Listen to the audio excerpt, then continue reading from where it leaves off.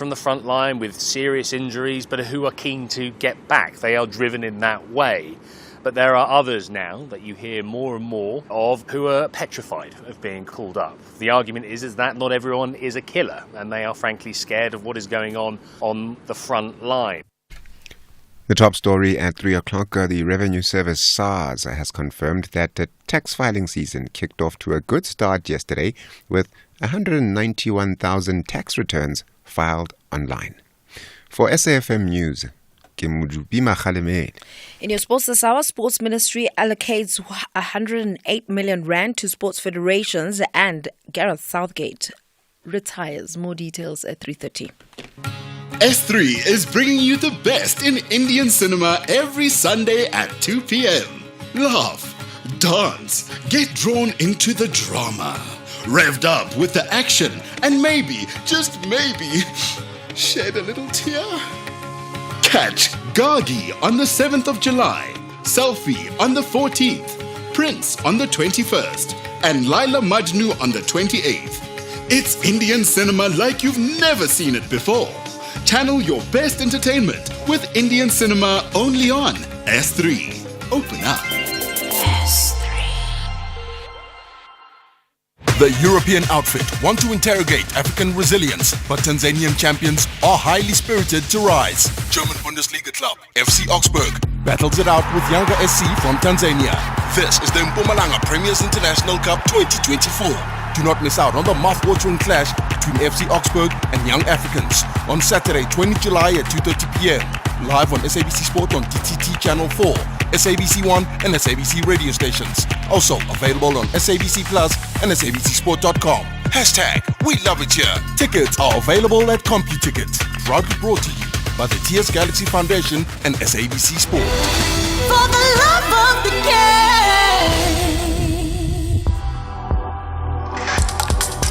The National Pulse with Ashraf Garda on SAFM. You're listening to the National Pulse, weekdays 3 to 6 p.m. It's another day, another opportunity to talk, to inform, to educate, but certainly for you to get your fingers on the pulse, and certainly for myself to get my fingers on the national pulse. We're all in this together, absolutely. My name's Ashraf Garda. Welcome to the show. And to connect with some of the big issues that you think are moving the national pulse today, well, what about you just telling me? You can WhatsApp, text, voice note anytime, 0614 104 107, to call in 086 000 2032. And as always, you can use social media, particularly Facebook, as well as on the X platform, on Twitter. Tweet out to SFM Radio and to myself. But I also like the fact that you tell us what for you is that moves the pulse today, and where you are in the country. Put your city, put your town on the map when you tell us just that, right? So, talking about town on the map, let me tell you what my thoughts are on this one. Today I was driving to work, and if you know Johannesburg or the SABC, it's very close to Melville. You get Melville, Auckland Park, between UJ and Wits University, right? And as I was driving around what is called Melville Copies, I looked up and I saw, excuse me, I need to cough there. So I looked up and I saw high on this hill a triple-story building, a house, like a mansion, triple-story, seemed like to me. And I told myself, you know what? You've been driving on this road for over a decade, and it's the first time you've seen it. And not that it's beautiful, but that's not the point. The point is, like, how could I have missed it? What have I been looking at all this time? What have I been seeing? It's just very strange to me. And that really brings me to my point to say, in our daily lives, we see lots of things, and yet we often see nothing because we blank. We just don't spend enough time looking at the finer details. So you get me who would drive past a similar road for years on end without noticing this triple-story building, which is our home, which is obviously there. And it's possible you could be seeing many different things. You see them, but you don't see them. So perhaps for you and I is pay some attention to some special moments. Look at a tree as it grows when you're driving. Look at when it turns from green to sort of beigey, browny, yellow, and then drops away. Just observe that. But then also people. Take special note of people, what they think, what they feel, what triggers them, where their vulnerabilities are. Like, meaning, get your empathy switched on and don't miss them as I miss the building. Understand that humanity, nature, and people all collectively make up one broader planet Earth. And perhaps we should be paying far more attention to what truly is around us. Like, really look. Don't just see from a distance. Really look. Pay attention. Don't miss any of the details. Well, that's my point. Now, what's yours? X at SFM Radio and at Ashraf Garda. Well, there you are. What about you commenting on that? And how much of a point or two do you miss out in your day-to-day life? Have you had an experience like mine where you see things and you don't see things, and then you realize, oh my goodness, this was here all the time and I've missed it. I can't believe it. Well, if it is, I want to know. You can WhatsApp us 0614 104 107 to call in 086 000 2032. We have lots to talk about. We'll talk about Rwanda and its 99.10 election result for Paul Kagame. We will talk about that. There's an issue around Section 27 and what they're considering around the unused funds for cancer patients in Gauteng. I understand we will talk about that. And there's more than that. There's, of course, the U.S. election run-up now with Donald Trump having survived that assassination attempt. Well, yesterday he announced his running mate, so we will talk about that. And UJ expelling 50 students, half of them for producing fraudulent sick notes. There's also more. There's the issue of Rand Water, which has been part of the big issues that we've certainly had. And looking ahead to Mandela Day, there's Mandela Foundation, but many others getting their act together. Well, what exactly is their act? Let's start then with one of the big issues that has been a fallout from that election of May 29th.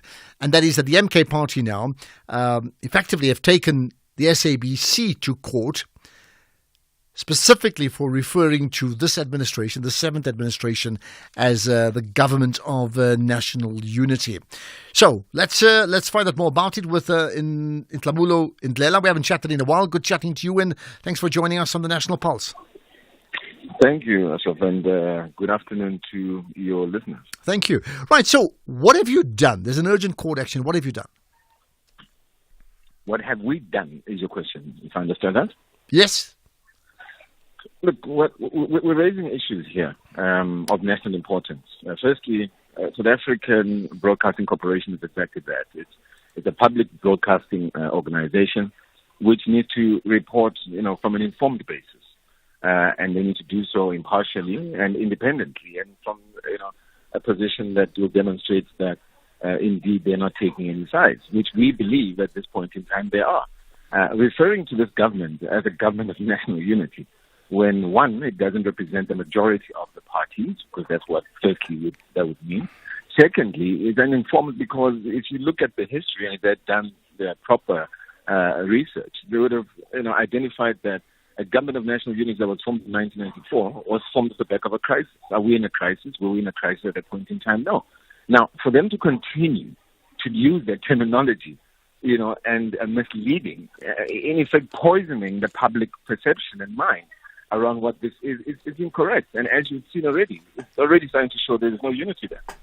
Okay, but now look, the SABC position, and I would think all media houses, they ask questions, we ask questions, I do as well, but by and large, we have to reflect a reality. So the reality, for example, on Thursday, when Parliament opens up, is there will be a government of, I'm going to use the word intentionally, a multi-party grouping of people that call themselves this government, and so they call themselves a government of national unity. Surely if they label themselves that, why would it be the SABC's responsibility to change that? It's simply a name they've given themselves, and whether we agree with the name or not is really not the point. No, but you need to take into consideration where it's derived from. They're deriving that off the back of what transpired in 1994. So if I was to say, and I'll say, Judge Sope, are you going to go and then say and report on Judge Sope and state and refer to him as Judge Sope off the back of what would be an informed situation where you would not use Judge Sope because of the impeachment process? You wouldn't. You'd say Dr. Sope. Do you, today, when you refer to Dr. Sope as Judge Sope? No, because you're talking from an informed basis. So just because I mention it doesn't mean that you need to regurgitate the same kind of, garbage that's coming through. It's total nonsense. It's not true. So you're saying, if I understand your statement correctly, you're saying that, in fact, the action by the SABC to use the word or the phrase government of national unity is what? Unconstitutional? Is that correct? It's a misrepresentation of facts, and it's misleading. And it borders on unconstitutionality. I mean, here's the situation.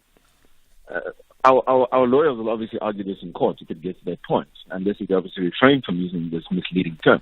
But we're saying the SABC ought to ensure that it informs our public from an informed basis and not be impartial. Right now, this government, they're continuing to refer to them as a government of national unity, even though some of the parties, which again, we said that the government of national unity needs to be representative of majority of the parties. Some of them are already falling off.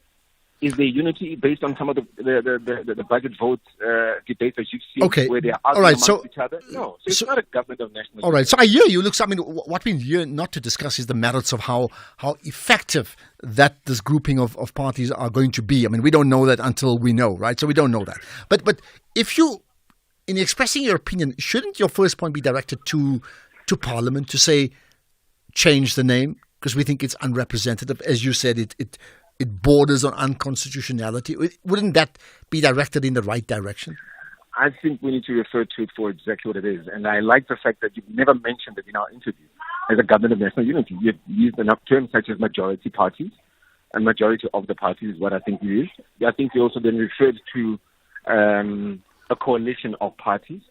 Let's call it for what it is, a coalition of parties, or the ANC having joined the Moonshot Pact. Let's use it for and call it for what it is. Yeah, but I hear you. But there's no national unity here, is what we're saying. All right, but I hear you. People creating an impression that there's unity. The majority of the parties in this country are not formed as part of this government. All right, so look, we can't say it's a government of national unity. Okay, so just to get it right, I mean, I often use it a multi-party democracy, but it doesn't stop me saying government of national unity, just so that you know that. But what I'm interested in is not so much me. I'm saying to you, shouldn't your first point of objection be to Parliament themselves, and then challenge that constitutionally, so that if you feel that strongly about it, that when Parliament opens up on Thursday, that it's not allowed? No, what we need to do is to engage the entity itself as a public broadcaster, because it's reporting off the back of taxpayers' money, and they're the ones that are reporting on it. So no, but we're not calling it that. Wait, let me finish off. We're engaging them first. Let's engage the source that is projecting this misleading information.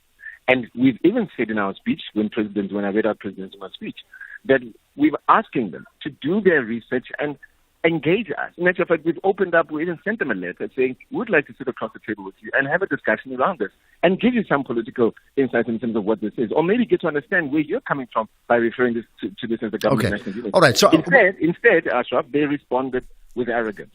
Now, we need to take a stance and say, no, well, we're not going to accept that arrogance, and hence the step we've taken in the letter that they received last week. I engaged yesterday with the CEO and the chairperson of SABC, and we told them, we're going ahead. We don't mind sitting across the table with them, absolutely.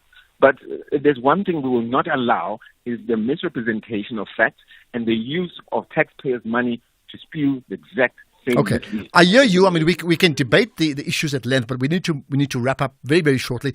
I'm saying to you that you talked about the SABC as the source of information. In fact, the source of the labeling are the other different parties. This multi-party coalition has called themselves the government of national unity. That's really where your issue should be directed to. That's what I'm saying. You refer to it as a multi-party. That's what they should refer to it as when they report on it, because the government of national unity, if you look at that term, how it was used in 1994, was to address a specific situation, a specific outcome. Here, we're saying government of national unity refers to, one, being formed off the back of a national crisis, a situation where there was a civil war, exactly what happened during apartheid, where we had to come together as South Africans to form a government of national unity. Okay. Okay. I hear that. We got Today- a minute to go. I'm going to have to move on. I'm just saying to you once again, why don't you direct it to Parliament? But at the same time, I understand the SABC will defend their position and they can speak for themselves as the SABC. But would you not at the same time extend this debate to all media houses, not just the SABC? That means, would you then approach the Broadcasting Complaints Commission? Would you then approach Senef? The other media houses, Ashraf, are not funded by taxpayers' money. We're speaking to specifically the SABC, who is funded by taxpayers' money, and by the way, who the majority of our people watch and tune into. So that is where we need to focus on. The likes of all the other privately owned media houses will continue to do that because we know who owns them and we know what kind of narrative that they'll try and drive. That's exactly why they were established in the first place. But this entity, being the SAPC, is not established to mislead our people, and this is exactly where we need to be dealing. This is exactly who we need to be dealing with to correct this wrong narrative of the so-called government national unity. Right. So finally, the SABC will defend their position, and then we'll see what happens next. Well, if you form part of the SABC board or executive, clearly you know if they'll defend it or not. Until we've had a conversation with them, we'll take it from there. Okay, let's leave it at that. Maybe that first argument around that issue in terms of whether, not so much whether it is a government of national unity or not, but in fact whether we should call it that. But I'm also suggesting whether the parties should call it that and whether maybe the issue should be directed to them. It's an interesting thought. Appreciate your time once again on this issue. The spokesperson for the MK party giving us his thoughts on that issue. And that's Ntlamulo Ndlela, the MK party spokesperson. What's your take on that issue? Nelson Mandela once said, "It is in your head to create a better world for all who live in it." SAFM urges you to identify those in need around you and to do what you can to make a difference to them. Tata Mandela went further to say, what counts in life is not the mere fact that we have lived. It is what difference we have made to the lives of others that will determine the significance of the life we led. SAFM celebrates Mandela Month. You are listening to the National Pulse with Ashraf Garda. Right, we're going to chat about things in Rwanda. 99.1% of the electorate voted for one person, one party. Now, that would be a government of national unity, I'm just saying. Right, let's get your thoughts on many things. Yasmin saying, without a doubt, the spokesperson is a smooth talker, but cannot compare his hearsay with what the people in power call themselves. That's an interesting thought, but there's more on that. And there's further comments on that. Lots of people commenting. In 1994, there was no MK party, nor was there this progressive caucus inclusive of MKP. Things do change. Well, they certainly do. Right, we'll pick up further comments on that. Let's in fact check. I think we do have our guest on the line now. So Dr. David Matsanga is with me, political analyst and expert on diplomatic relations. We've chatted before on the issues of Rwanda. David, appreciate your time. Hi. We have an overwhelming victory. Thank you very much. I don't know whether you are hearing me properly. I can hear you clearly, and clearly the voters heard the president, and 99.1% voted for Kagame to stay in power. Yes, one of the things that you must know about Rwanda is a country that has just come out. It came 30 years ago. It came out of a very dangerous situation. And all that situation has taught the people of Rwanda to come back together. And Kagame has done fairly very well by bringing people together and by making sure that the people, the killers, those who killed, come back together with those they killed. The Gachacha Court, the reconciliation, the redemption strategy that was brought, which is lacking in most of African countries. All right. Today, I hear that. Can we move on to the significance of the election result? I mean, 99.1%. Help us understand that. Yes, but it is a voting. There has never been any type of intimidation so far. We have not had. I have people on the ground, and there is no intimidation. There is no harassment. The 99.1, maybe even more, because people like the guy. Let's be very honest. But the point here is we have set an example. Rwanda has set an example of a better Africa. An Africa where discipline in terms of corruption, in terms of things, how the things are done, in terms of the normality of a democracy where people are accept and behave nicely, not corrupt leadership. The one thing is that is the thing that is making Rwanda people vote 99.something%. They don't know what would happen tomorrow if they voted somebody else who could change the situation, and then a lot of things. All right, so fair enough. So fair enough. So here's perhaps the most significant issue. Did Kagame get 99.1% because the people, the electorate of Rwanda are so impressed with his leadership that they cannot move beyond him with regard to who should lead the country? Is that one? Or number two, is it that he was so overwhelming with the result because so many of the other parties or leaders that opposed him have been denied the right to contest the election? Which one is it? There were contestants there. There were about 4 parties and some independent people. The regulations of every country in South, for example, in South Africa, you have regulations. But one of the problems that I must admit, and I must tell you, yes, there are so many people who think he has done very well in terms of stamping out corruption, in terms of providing electricity, water, in terms of services, medical services. People are no longer being thrown out of Rwanda to go for medical services. People receive what they pay. They pay the tax and they see the services. The other point that you have brought is the question of people not being given enough space. If there is no space and room for a competitive, they have set up regulations. Perhaps these regulations are the ones that we have to look at. And perhaps there is one thing that I want to say in Africa, apart from your country, South Africa, where you are, where democracy, where you vote and return home and go continue with your broadcasting, continue with your duties like any other day. The rest of Africa, we have a problem here. And let's give credit to South Africa. Okay, but I mean, I just want to move on beyond South Africa. I mean, here's the key point here.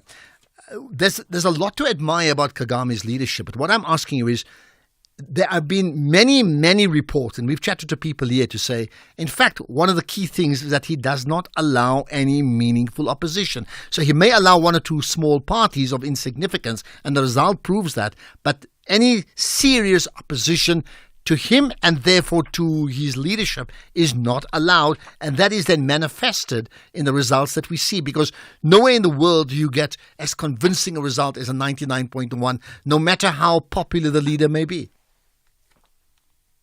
Let me be very frank with you.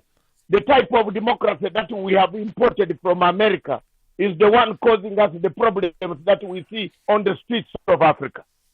And if democracy, most of the Africans, apart from you people in South Africa, most of the African states don't have no tolerance. And let's be honest. Okay, but you're not answering. I mean, can you just answer that question directly? What I'm asking about Kagame specifically, not about the other countries. Yes, but I have to give you comparatively what it is. All right, but we've got a minute to go. We're on to news time, and I need to get that out. Yes, if let me tell you frankly, Kagame has managed, and I have to be frank with you, he has managed to tamper democracy with some form of dictatorship, which is normal in Africa, to control some of the people who could bring back what they saw in 1994.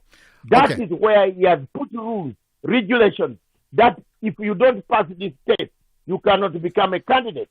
I have looked at their rules. That's why some of them are sponsored from outside. If you have parties sponsored by the United States of America, people sponsored by agencies, NGOs, like George Soros, Ford Foundation, this is what Kagame is not interested in. Okay. If you have a party sponsored 3/4 of some of the African countries, especially your place. All right, here's the last thing. All right, here's the last thing. We're on to news time now. So just a very quick answer. You're saying he's tempered democracy with a type of dictatorship and he's essentially fused it together.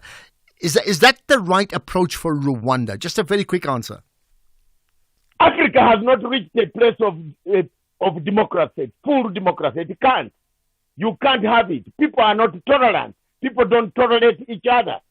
A loser in Africa will not say he's lost, Okay. even if he has lost genuinely, except in South Africa. All right, let's leave it at that. Let's leave it at that. Thank you for your time. Much appreciated, Dr. David Matsanga. Interesting thoughts about Rwanda. What do you make of that 99.10 election result in Rwanda? Let's get the news headlines now. It's 3:30. Here's Madupi. Thank you very much, Ashraf, and a very good afternoon. In your headlines this hour, Police Minister Senzo Mchunu says his department plans to recruit 10,000 additional members over the medium term to bolster the police ranks. Revenue Service SARS has confirmed that the tax filing season kicked off to a good start yesterday with 191,000 tax returns filed online. And International Relations Minister Ronald Lamola says that South Africa will always be grateful to those countries who contributed to its freedom. Details of these and other stories coming up 4 o'clock.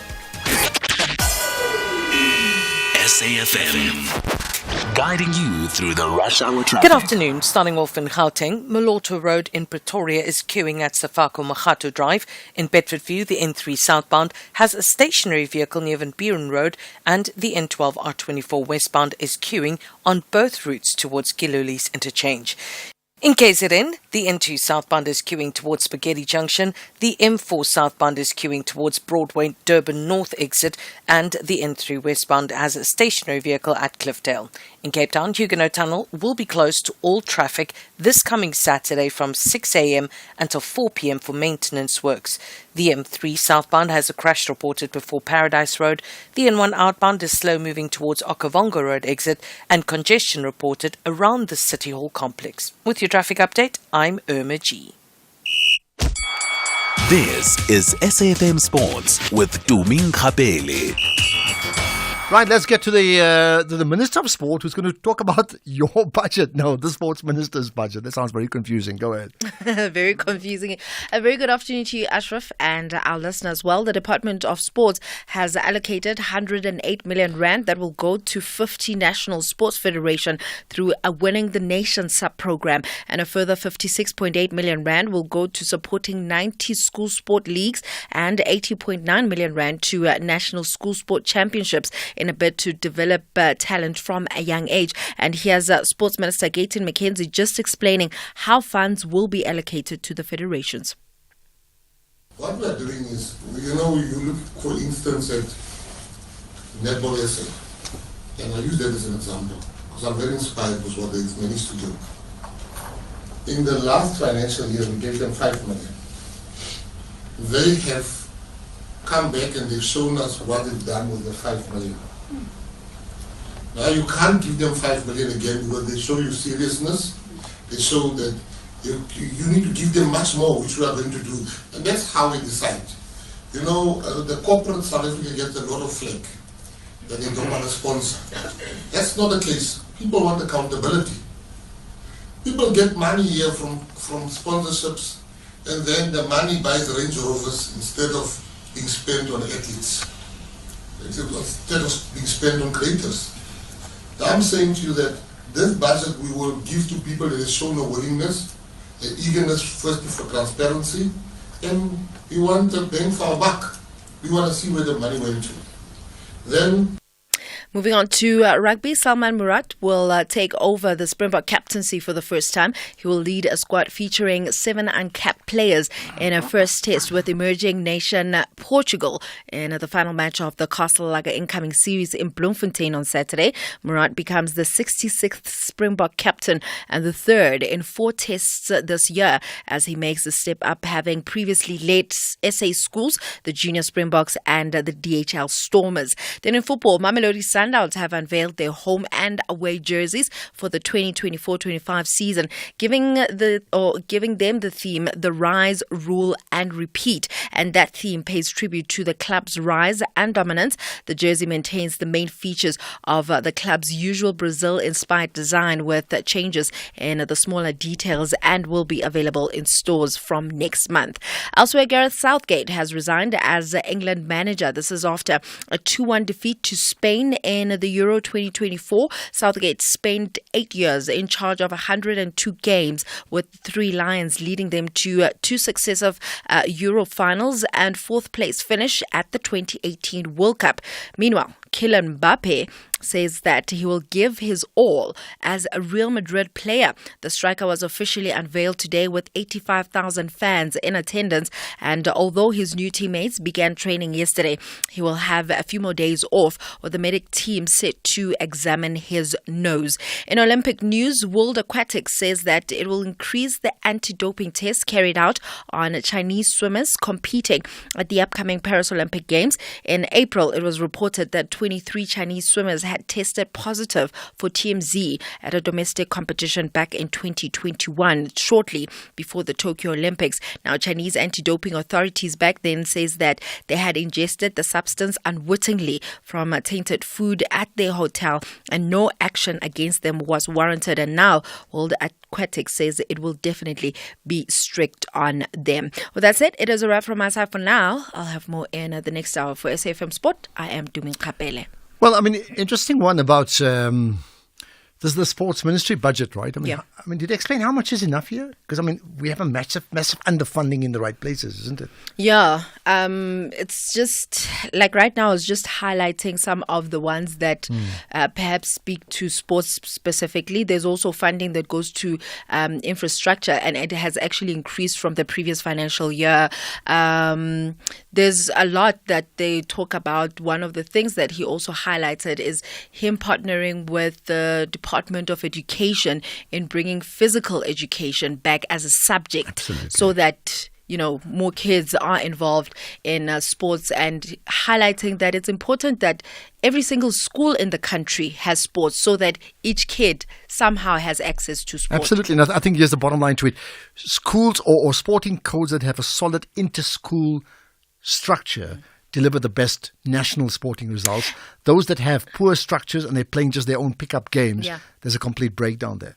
And also, he actually was talking about his son, that his son is quite good with athletics and running. But when he went to, I think, a township school and competing against the kids from there, he realized that his son is not as fast. But because his son is in a more resourceful school, his son will be more famous than the kid that is from the township, which is really unfair, because those ones perhaps don't have the same resources as the ones in the suburbs. Exactly. That's the bottom line. I've said so before.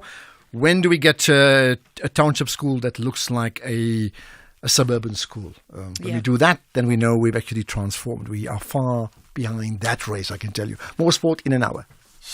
Channel the forgiving spirit of Utata Madiba on Afternoon Express, Tuesday at 6 p.m. on S3, as community development practitioner Taryn Lee Bell shares how he rebuilt a nation with the power to forgive. We discuss the magic of making a child's dream come true and cook up Madiba's favorite oxtail with umngusho. That's Afternoon Express this Tuesday at 6 p.m. only on S3. Repeat Sundays at 8:30 a.m.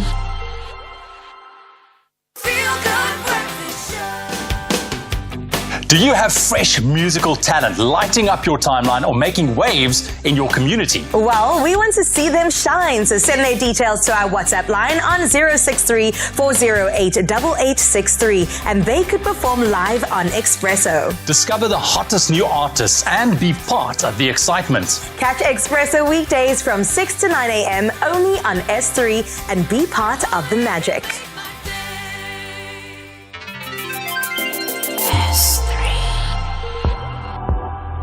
The National Pulse with Ashraf Garda.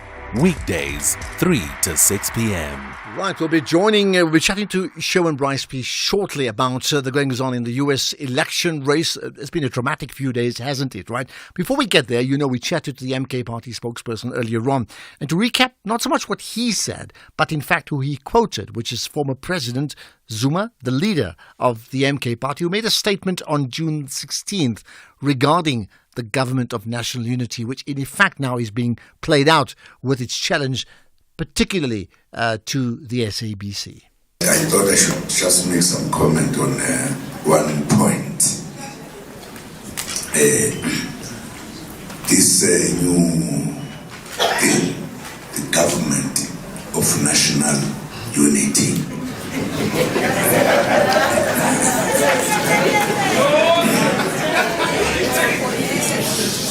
This actually is meaningless. I don't know what it means. Totally meaningless. Totally meaningless. They decide to put our country as if it's at war. We now need to be together so that we can have a government of national unity. That is meaningless, says nothing. There's nothing. They're just misleading one another to think that is a good thing. Other people even thought that they could in fact be together with the DA because they just put this word, government of national unity. Others are hiding behind. Now it has become such a thing. By abbreviation, GNU. Nonsense.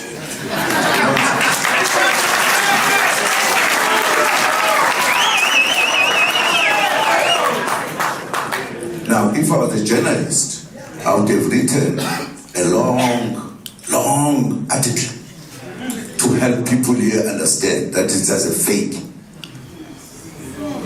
They just wanted to be together for various reasons of their own.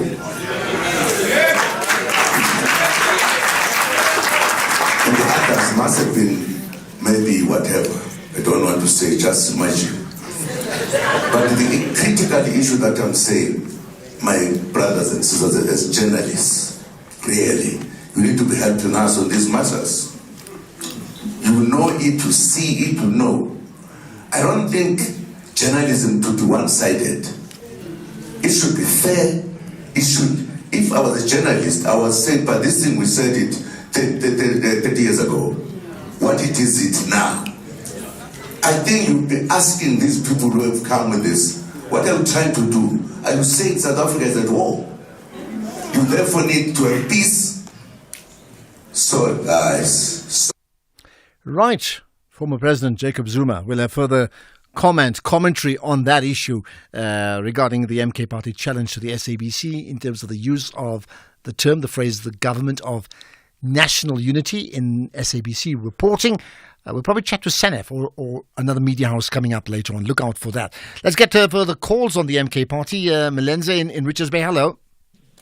Hello, Ashraf, how are you? I'm good indeed. Right, go ahead. What's your point?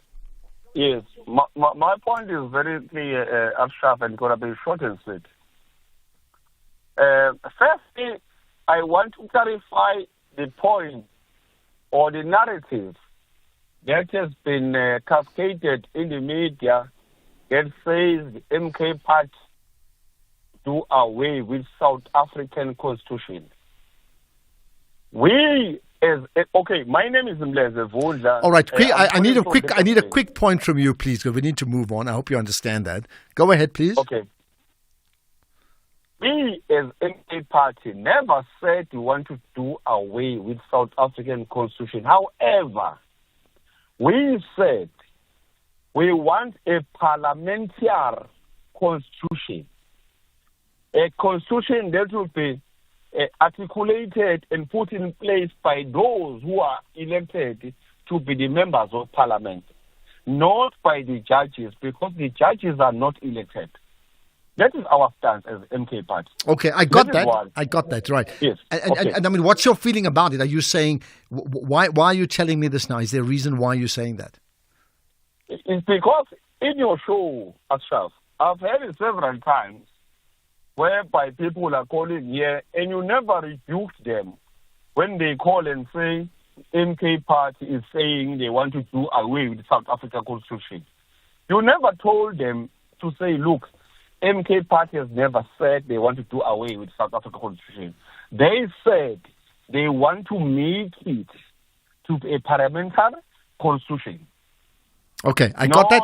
I got it. I did say we're going to move out of time. I move on. I got that. I think let's play that through. I think the point is the MK Party has certainly been very clear about getting a 2/3 majority to allow them to amend the constitution, and in amending the constitution, they are not doing away without the constitution. In amending it to bring in certain elements that we may find strange. What those elements are, I can't really talk about now. But I hear you, and again, maybe it's how we interpret one against the other. In fact, there's a couple of voice notes I've got. So here's another thought about the MK Party. Ashraf, why is the MK Party complaining? We're not complaining because they call themselves the MK Party, when we know they should be called the Jay-Z Party, the Jacob Zuma Party. We're not taking them to court. What is wrong with them, man? They're so petty, man. They need to serve the people, their constituents. Thanks, Vince, Cape Town. Okay. Well, I certainly remember that name issue, and you brought that up too, so that's another one. Here's another comment.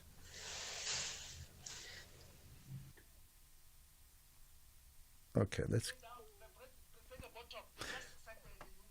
All right, wait, let's just let's get this one. Good afternoon, SFM. This guy doesn't know what he's talking about.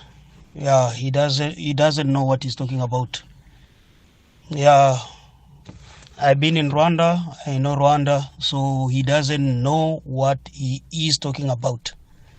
Yeah, I can't talk much, but he doesn't know what he's talking about.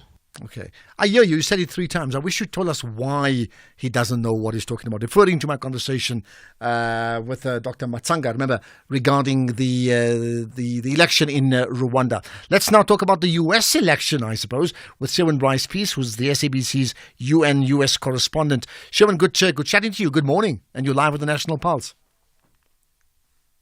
Ashraf, good to be with you. Absolutely right. A lot has happened in the last few days. We've had an attempt on the life of a wannabe president, and then the appointment of his running mate. Tell us more.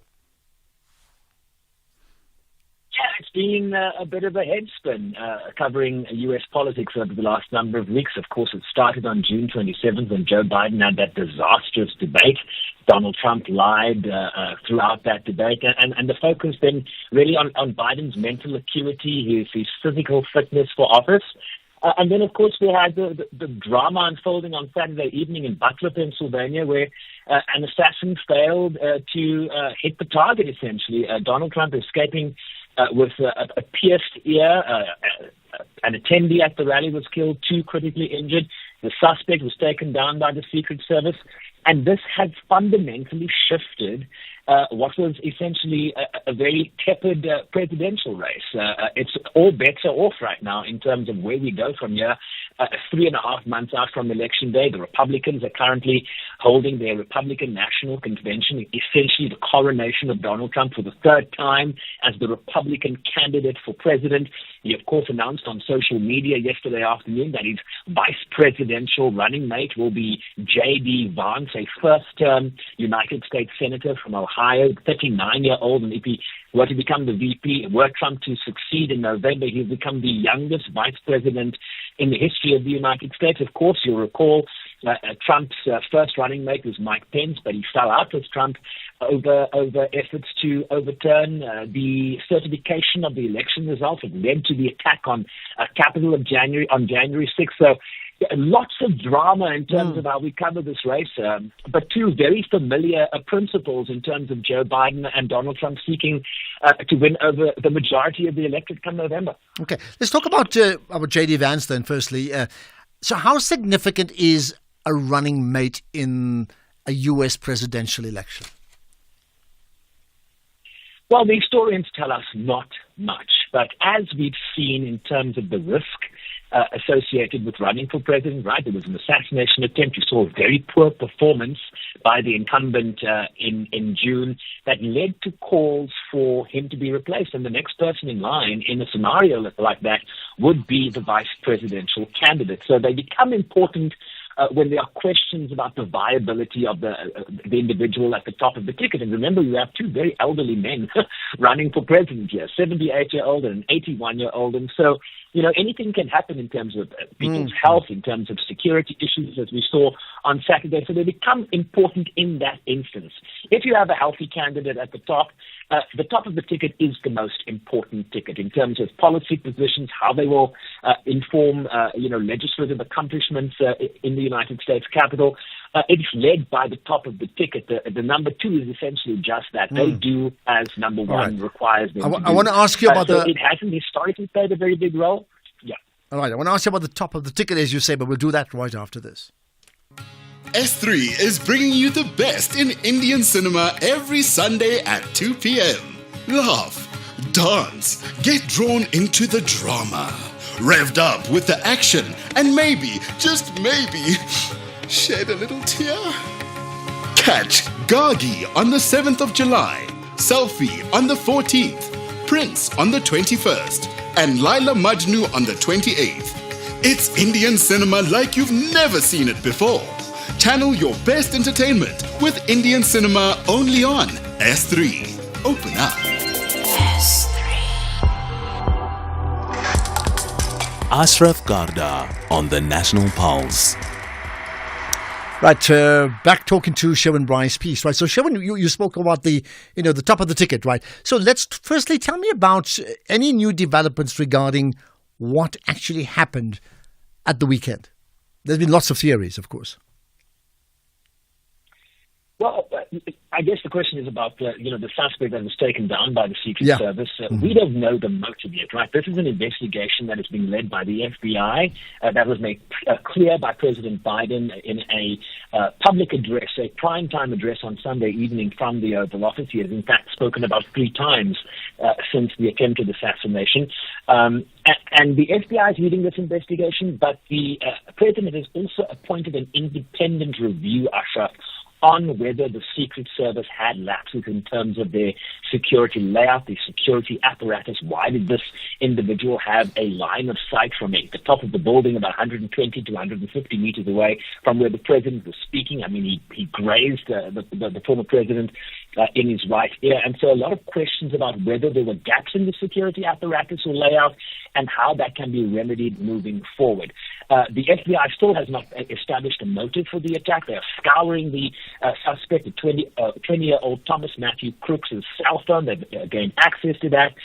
They are sort of establishing where he got access to this AR-15 rifle. We understand it was purchased legally by his father, but still too many unanswered questions there, right? In terms of if there was extremist ideology that influenced him, he's apparently a registered Republican, so that raises questions.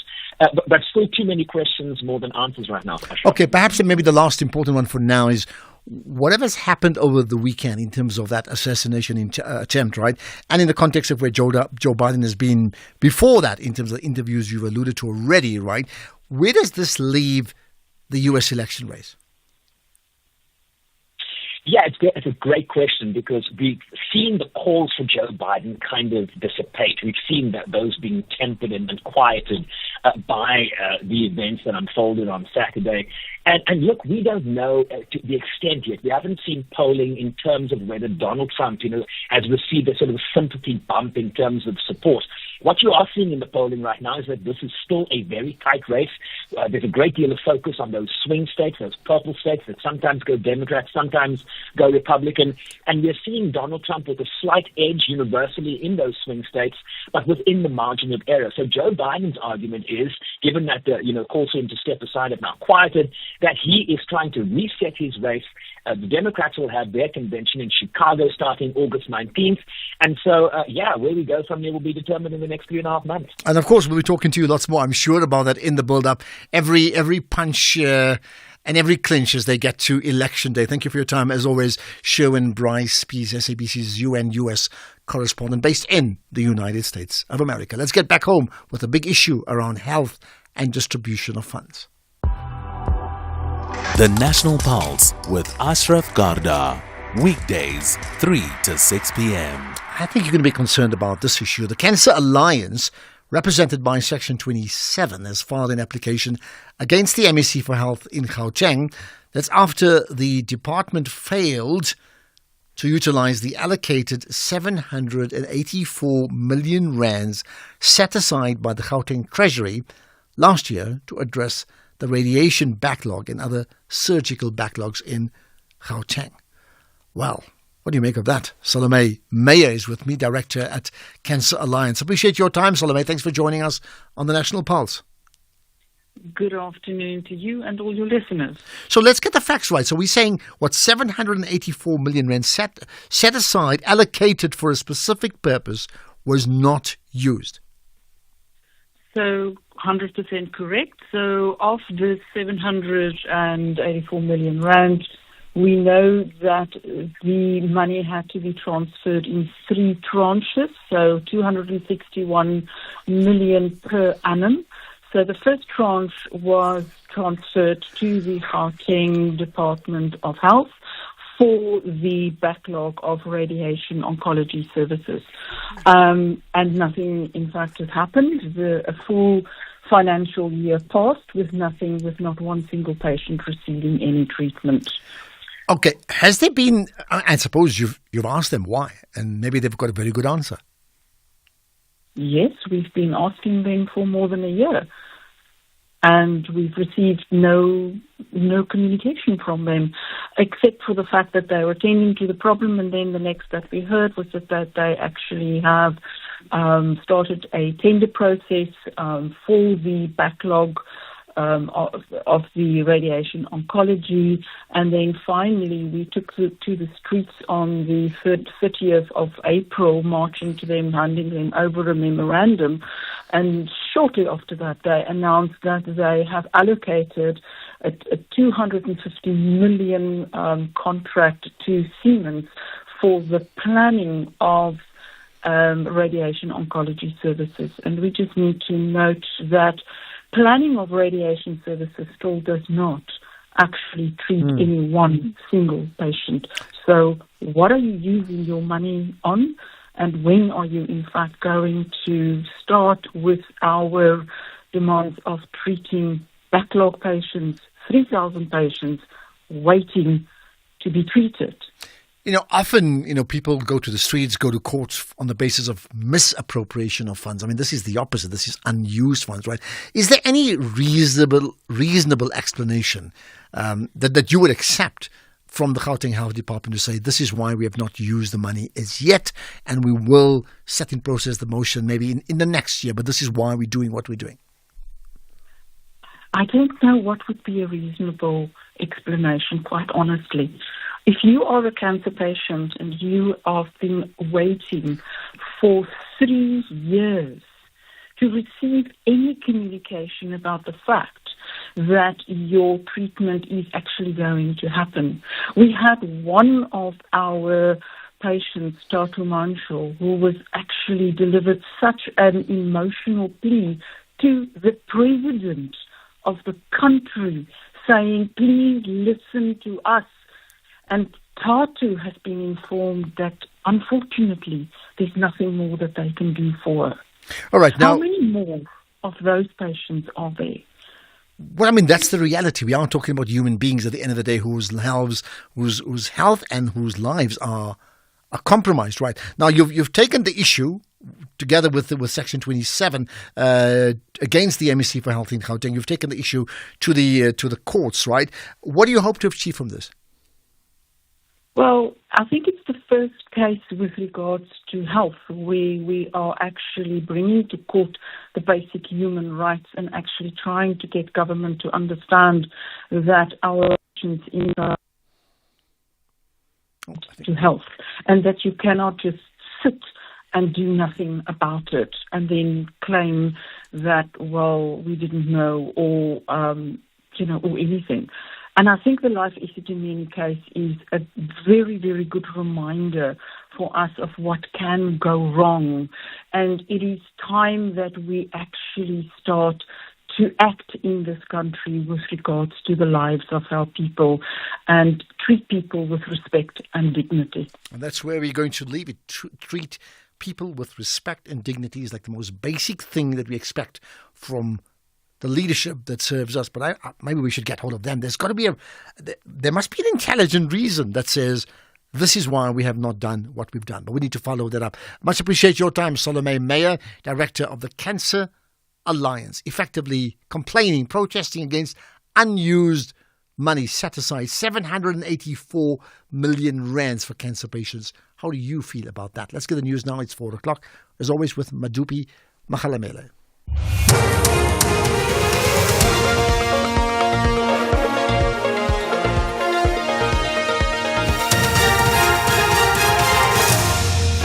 Thank you very much, and Tate Ashraf Garda. The top story is at 4, plans to recruit thousands more policemen, and the SARS e-filing season off to a good start.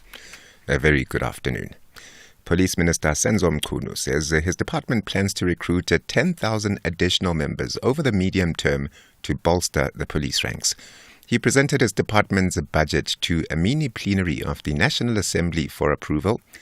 SAPS has been allocated 113 billion rand for the 2024-25 financial year. Mchunu says while additional funding in the past 2 financial years was used to recruit an additional 10,000 officers per year, this year they realized that they need to recruit more officers. Of course, these numbers are not enough. If you look at the numbers of the population and what has happened in the last few years in terms of growth, we would have needed a much more higher number of new recruits. But for now, this is where we stand. Revenue Service SARS has confirmed that the tax filing season kicked off to a good start yesterday with 191,000 tax returns filed online. SARS revealed that over 5 million taxpayers had already been assessed through the auto-assessment process, which took place within the first 14 days of this month, with 10 billion rand in refunds paid in the same period. SARS Commissioner Edward Kisweta says a greater investment in modernizing SARS's digital platforms has made it faster and easier for taxpayers to comply with their tax obligations.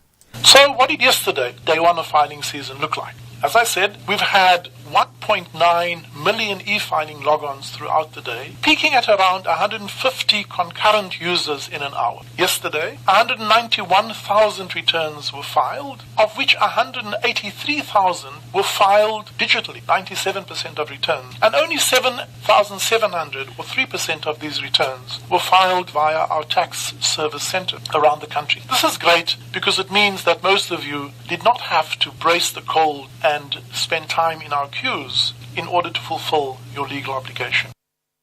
The De Beers Group says it remains concerned about public safety near the Big Hole in Kimberley. The mining giant says their concern follows the monitoring of the erosion and breakback at the hole. Despite insisting on the closure of Bultfontein Road as a precautionary measure, taxis belonging to the local taxi association still defiantly occupy the road after the impasse with the Salt Blaiki municipality. The De Beers Group says plans are underway to erect a wall near the Big Hole. The lawyer for the Vavenda royal family, Carlos da Silva, has told Princess Masindi Mpepu that she does not meet the requirements to ascend the throne because her mother was not a candle wife. The princess, however, disputed that, saying that her mother was married as the candle wife by her late father, who was chief of the Vavenda. She is challenging her uncle Tony Mpepu Ramabulana for the crown in the Polokwane High Court. Da Silva told the court that there is a witness who will testify that there was no delegation to negotiate marriage for Princess Mpepu's mother. But would you accept that Volpopi, in the position that she was a Katsi, and she was the paramount chief for 5 years. So she knows what's going on in the Mpepu Ramabulana traditional community. And she says there was no such delegation to negotiate with your mother to become a Tsikiso wife. What I've heard from my mother's paternal side is that there was a delegation. According to Bavenda practices, a candle wife, or musatsi wa zekiso, is a wife selected for a king by the royal family. The candle wife is tasked with giving birth to the heir to the throne. And International Relations Minister Ronald Lamola says that South Africa will always be grateful to those countries who contributed to its freedom. He spoke in London in the UK, where an event has been held to mark 30 years of democracy. The service at the Westminster Abbey comes a few days ahead of International Nelson Mandela Day. Lamola says the UK, Great Britain and Northern Ireland had the largest anti-apartheid movement outside South Africa. Kayelihle Khumalo has more. International Relations and Cooperation Minister Ronald Lamola says the church and other faith networks played an invaluable role in the liberation of South Africa. He says Pretoria's foreign policy will continue to be guided by human rights, constitutional principles, solidarity and peaceful resolution of conflicts. He says they support the Russia-Ukraine peace initiative. Lamola also implored UK investors to continue doing business in South Africa. Lamola further says countries like the UK should help South Africa as it seeks just energy transition and mitigates the effects of climate change. Kayelihle Khumalo, SABC News, Johannesburg. The top story at 4 o'clock, Police Minister Senzo Mchunu says his department plans to recruit 10,000 additional members over the medium term to bolster the police ranks. For SAFM News, Kemudupi Makhalemel. SAFM, guiding you through the rush hour traffic. Good afternoon. Starting off in Gauteng, the M1 southbound in central Johannesburg is slow moving towards Crown Interchange. The N12 R24 westbound in Bedfordview is queuing on both routes towards Kiluli's Interchange, and the N1 northbound in Midrand has a stationary vehicle reported just before Samrand Road. In KZN, the N2 southbound is queuing towards Spaghetti Junction. The N2 northbound in Amanzimtoti is queuing towards Adams Road exit. The M4 southbound is slow moving towards Riverside Road. The N2 northbound has a crash reported after Spaghetti Junction, and the M4 southbound has a jackknife truck reported just before the Himalayas Road exit. In Cape Town, the N7 Jakes Hadwell Drive southbound is queuing towards Voortrekker Road. The N1 outbound is slow moving towards Okavango Road exit. The N2 Nelson Mandela Boulevard outbound is queuing towards Hospital Bend. The M5 southbound is slow moving towards Racecourse Road exit, and the M3 southbound is slow moving towards Rhodes Drive. With your traffic update, I'm Irma G. In sports, Buthelezi looking forward to Springbok debut and Mutiba poised for move to Belgium. More details at 4:30. Real savings, real benefits. Here's what real clients say about OUTsurance. Hi, my name is Jackie. I'm 35 years old from Pretoria, and I only pay 691 Rand for my 2022 Ford EcoSport with OUTsurance Comprehensive. What makes the best car insurer? The best price with awesome service, right? SMS out to 30754 to see if you can pay less, experience awesome service, and see for yourself why OUTsurance was voted best car insurer by many publications and best car, home and business insurer at the News 24 Awards for the past 2 years. I am not surprised they won all the awards because in my experience they are excellent. They walk the talk. They actually do what they say and they follow through on their promises. SMS out to 30754 and see for yourself. Experience awesome. Go to outsurance.co.za for a 10-minute quote that could save you thousands. Licensed insurer and FSP. T's and C's online. Every girl dreams of her perfect wedding. The venue, decor, rings, guest list, the speeches, the vows. Seeing a tear roll down her groom's cheek. The $1 million budget. I think there's a typo in the script, no? No, carry on. It's $1 million US, Chief. Bespoke Cartier jewelry inspired by Meghan Markle. Hundreds of thousands of dollars of flowers and multiple designer wedding dresses are nothing out of the ordinary for Lillian Chu, a wedding planner to the super rich in East Asia. She only takes 10 weddings a year at an average cost of $1 million. Channel your best jaw with the $1 Million Wedding Planner this Thursday, the 18th of July at 10 p.m. Only on S3. Open up. The National Pulse with Ashraf Garda on SAFM. You're listening to the National Pulse, weekdays 3 to 6 p.m. Anybody been following Ronald Lamola, he's got a new position as International Relations Minister. He's in London addressing people. If you have thoughts on that, maybe you're right there, because, this show can be listened to not just on radio, but on streaming live anywhere in the world. So if you're there, maybe give us an eyewitness report of what you see around that. Just let me know. But we'll talk about the issues of rainwater coming up just now. Remember that issue in terms of infrastructure repairs and maintenance, but that's caused havoc in many parts of the greater Johannesburg area. We'll chat about that later on. And then as we come up to Mandela Day, two takes, we'll chat to the driver of Mandela Day for the Mandela Foundation coming up later on. And before that, a fascinating issue, a collaboration between the foundation and Gibbs around the UN Sustainable Goals, right? Looking forward to that conversation shortly. Okay.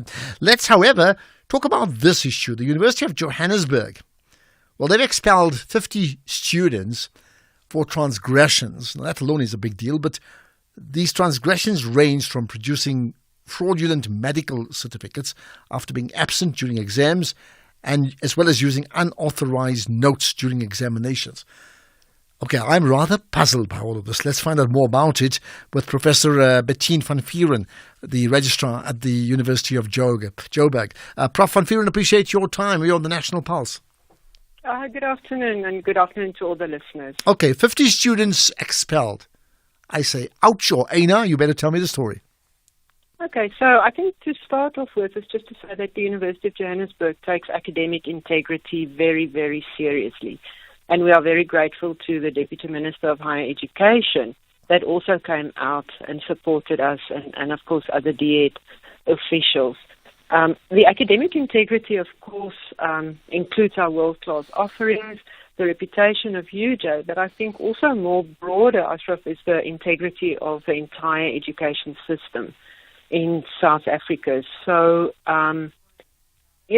these fraudulent notes, or what's mentioned is also, for example, students or applicants submitting fraudulent grade 12 marks, is of course not an issue that exclusive to the University of Johannesburg, but I think it's quite common spread across universities in South Africa. So it's not a UJ specific. I understand that. So what has actually happened?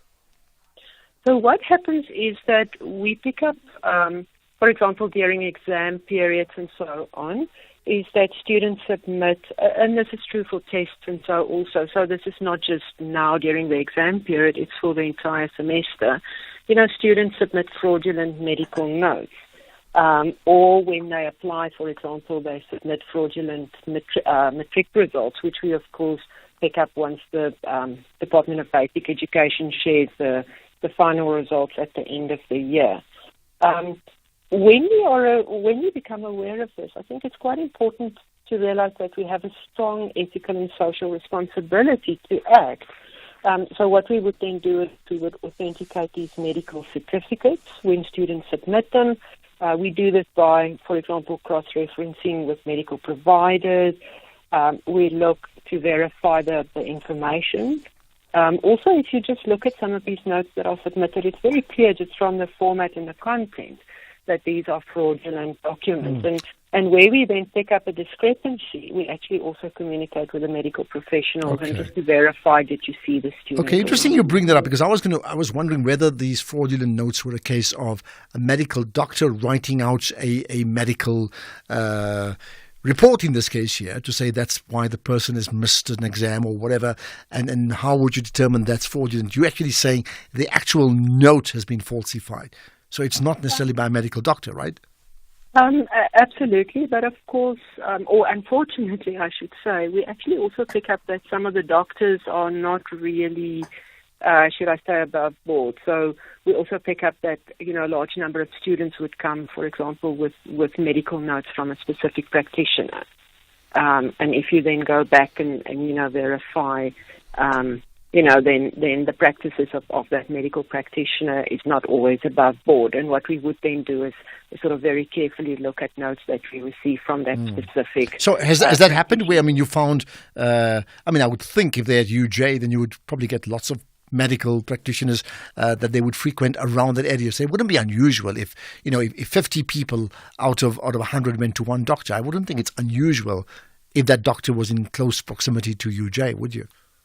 No, of course not. But these are sometimes, from doctors that are quite far away, or it's clear, that this is not, if I don't feel well, this is not the doctor that's just around the corner that you will go to. But also, Ashraf, what we've actually picked up when you reach out then to these doctors is that some of their notepads that they write prescriptions or notes on have been stolen. So, then it might actually be students that are writing notes and selling them. Okay. Now, your point is, you can't defend the position of these students. I hear you absolutely, and you made the point about the integrity of South Africa's academic institutions.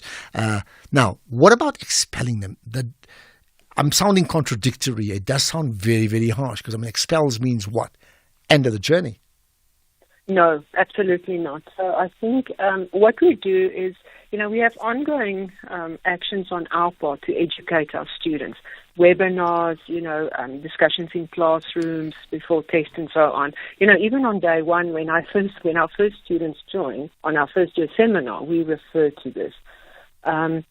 So we view this as a very serious transgression. So according to our policy, this is a 5-year expulsion. But we would then consider various factors, including, the student working with us during the disciplinary process, whether the student has a bursary, whether this is a first transgression or whether this is a repeat offender. And based on that, often these sentences are either in part or wholly suspended. So it's very seldom that you would see a 5-year suspension or expulsion is really 5 years. It's suspended for 3 or 4 years or so. So in a case like now, what is the status quo then? How are there any students that are expelled, or others, the majority, are they expelled, suspended, which means actually the process is for them not to be expelled?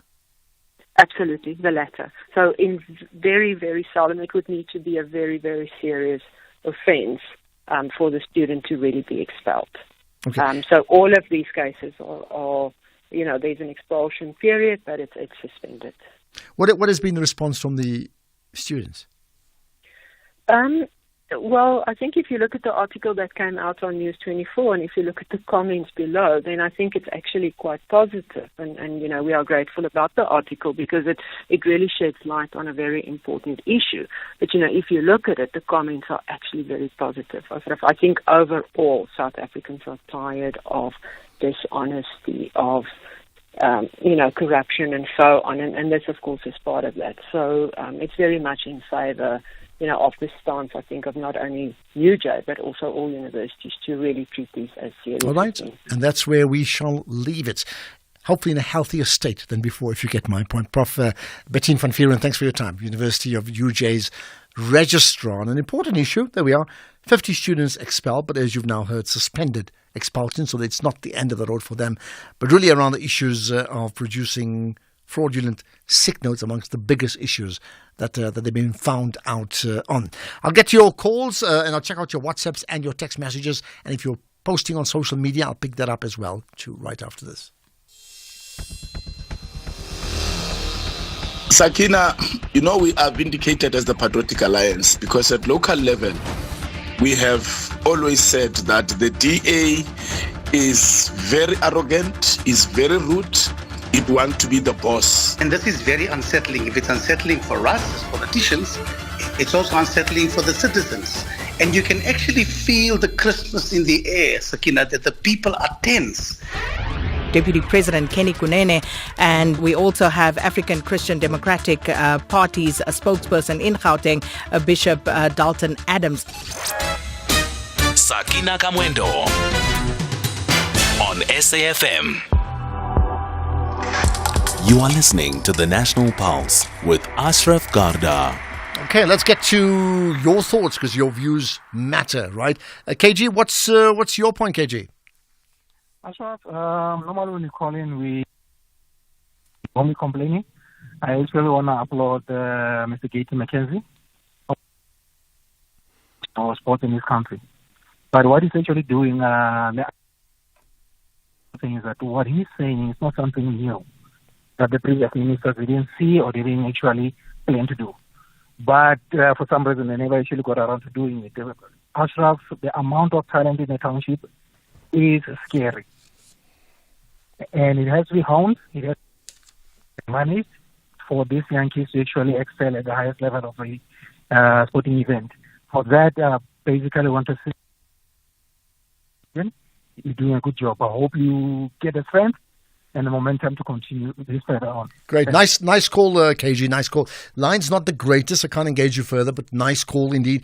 And I think the gist of it for those who may have battled to hear that is that, often one may be critical, but in this case, what's being done particularly around effectively putting the spotlight on grassroots projects to turn around the issues of South African sport, I think is spot on. For far too long, this great sporting nation, I think, has underachieved in many sports, and that's been because we've got so many things at grassroots wrong, and you just wonder why. Let's get to further comments on the MK party. Hi, Ashraf. I think MK party is spot on. Really, as a public broadcaster, your mandate is to inform, obviously, to inform the truth. Imagine if SABC before 1994 will refer to us South Africans as a rainbow nation. Just making an example. In 1980, SABC used to say, we are the rainbow nation. It will be a wrong narrative to push. So I fully agree with MK Party. Okay, Thanks, but you see, that's the point. The let's go back to the Rainbow Nation. I think it was coined by Archbishop Desmond Tutu. It doesn't mean it was literally the Rainbow Nation. It was coined by him. We would then reflect it. I mean, often I hear people talk about the Rainbow Nation because of that. But if you're challenging it from a legal point of view, that's what he called it. So in terms of the government of national unity, that's what a grouping of different parties called it. I'm suggesting, and I still say so, that the real challenge should be to them. Go and challenge them and tell them to change it. Then we, as the media, and not just the SABC, although I've heard what has been said about the public broadcaster, we then reflect what is being called. And if a grouping of organizations call themselves that, why would we change that what they called? I mean, that's just one thought on that matter, right? Here's another on the same issue. Good afternoon, Ashraf. Ashraf, I think the MK party, they are fighting for unnecessary things. The change of the name GNU will not reduce the price of bread or the price of petrol. They promised their voters to fight for the land, fight for unemployment, and the rest. But now they are channeling their energy in the wrong direction. Thanks from Andile in Willowvale, Eastern Cape. Andile, I think you've got it spot on. Not saying that we don't have respect for their legal rights. At the end of the day, to the average person in South Africa listening in here, that will, whatever it's called, does not change the price of bread. I think you're spot on. Could it be a case of, is it tactical or are they tackling smaller issues when they should be tackling bigger issues? Here's the last one on the same issue. Let me see if I can sort that out. Okay. Afternoon, Ashraf. It's Andy here in KZN. Ashraf, we've been talking about this concept of government of national unity for a long time now. Last time we actually spoke about it, we actually expressed our opinion about it. And we said, this is not the government of national unity. So I heard Musi Maimane is actually calling it nicely, calling it a grand coalition. This is a grand coalition or a multi-party coalition. It's not the government of national unity. If you remember how the government of national unity was actually formed. Thank you very much. Bye. Okay, got that. Again, is there, so here's a question to you, right? And perhaps we should get it put out as a vote on the SFM Twitter or X platform. What is the right term? Don't worry about what the parties called it. do you call this the government of national unity or do you call it a multi-party democracy? Let's talk about Rainwater and their maintenance issues in Johannesburg in a moment. Ashraf Garda on the National Pulse.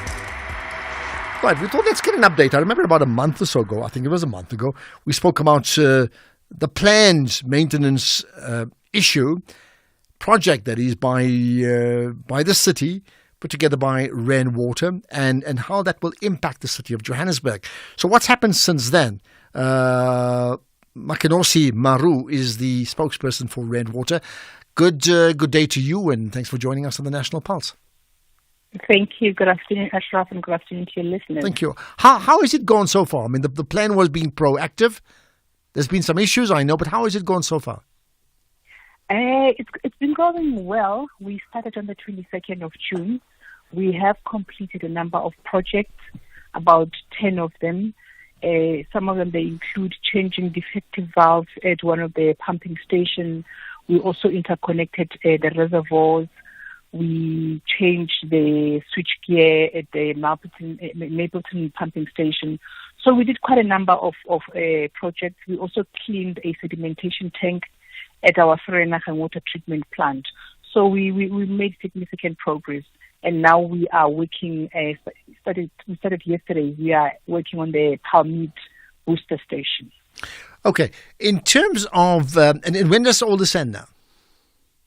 It will end on the 29th of July. So there's still another just about 10 days or so roughly to go. Well, 12 days or so, That's right? correct. Okay. Has it gone according to plan, or have there been, hiccups and detours along the way? No, nothing major. Look, when you do maintenance of this magnitude, there will be challenges there and there, but nothing major where we can say, it actually disturbed the program itself. In fact, the projects that I've outlined, some of them, we managed to finish well ahead of schedule. Okay. And we are hoping the same with this one. I also know, and I speak as a resident of the city of Johannesburg, that there were many suburbs about 10 days ago that were without water for over about 10 days now. Was that a Rainwater maintenance problem or what? No, it was not. Because we are undertaking this project, also municipalities are also taking advantage of what we're doing. They are also maintaining their systems. I know Joburg Water is working, Tshwane is also working on their systems. So we are actually putting everything under Rainwater with regards to maintenance. From Rainwater side, what we have promised is that we'll still be pumping during this time, and we are continuing to do so. If there are challenges, municipalities have agreed that they will ensure that there are tankers so that people have water supply. Okay. So when you say they're taking advantage, explain what does it mean? Look, the opportunity is there. Already we are pumping at a reduced level. Already we are working on a system. So they also say, you know what, while you're doing work, we can also do work from our side. Okay. Then what is your understanding, if not explanation, understanding of the fact that so many suburbs in the city of Joburg had no water for almost about 10 days, I think, about 10 days ago?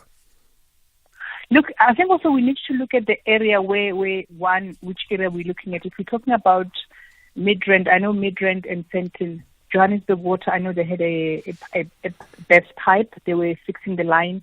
I know also in Tshwane, they were also doing some work. Hence, I'm saying what we're doing as Rainwater, municipalities are also doing their work. So at the same it's time. More of Okay. everybody working. Exactly. Well, I'm referring to, there were parts of like Robertsham in the south of Joburg. There was areas close to Emerensha and the Melville areas regarding the Hurst Hill water supply that was severely disrupted. Okay, that case, I remember that one. It's when we were working on the Ekinov system. The system took quite long to recover because the reservoir was depleted.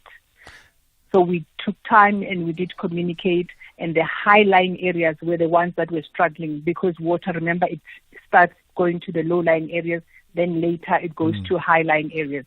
So whatever that we were supplying was taken by the low-lying areas up until the system stabilizes, then everybody would have water. Is that likely to happen again now in the next 10 days with your maintenance projects? It is likely to happen, especially for high-lying areas.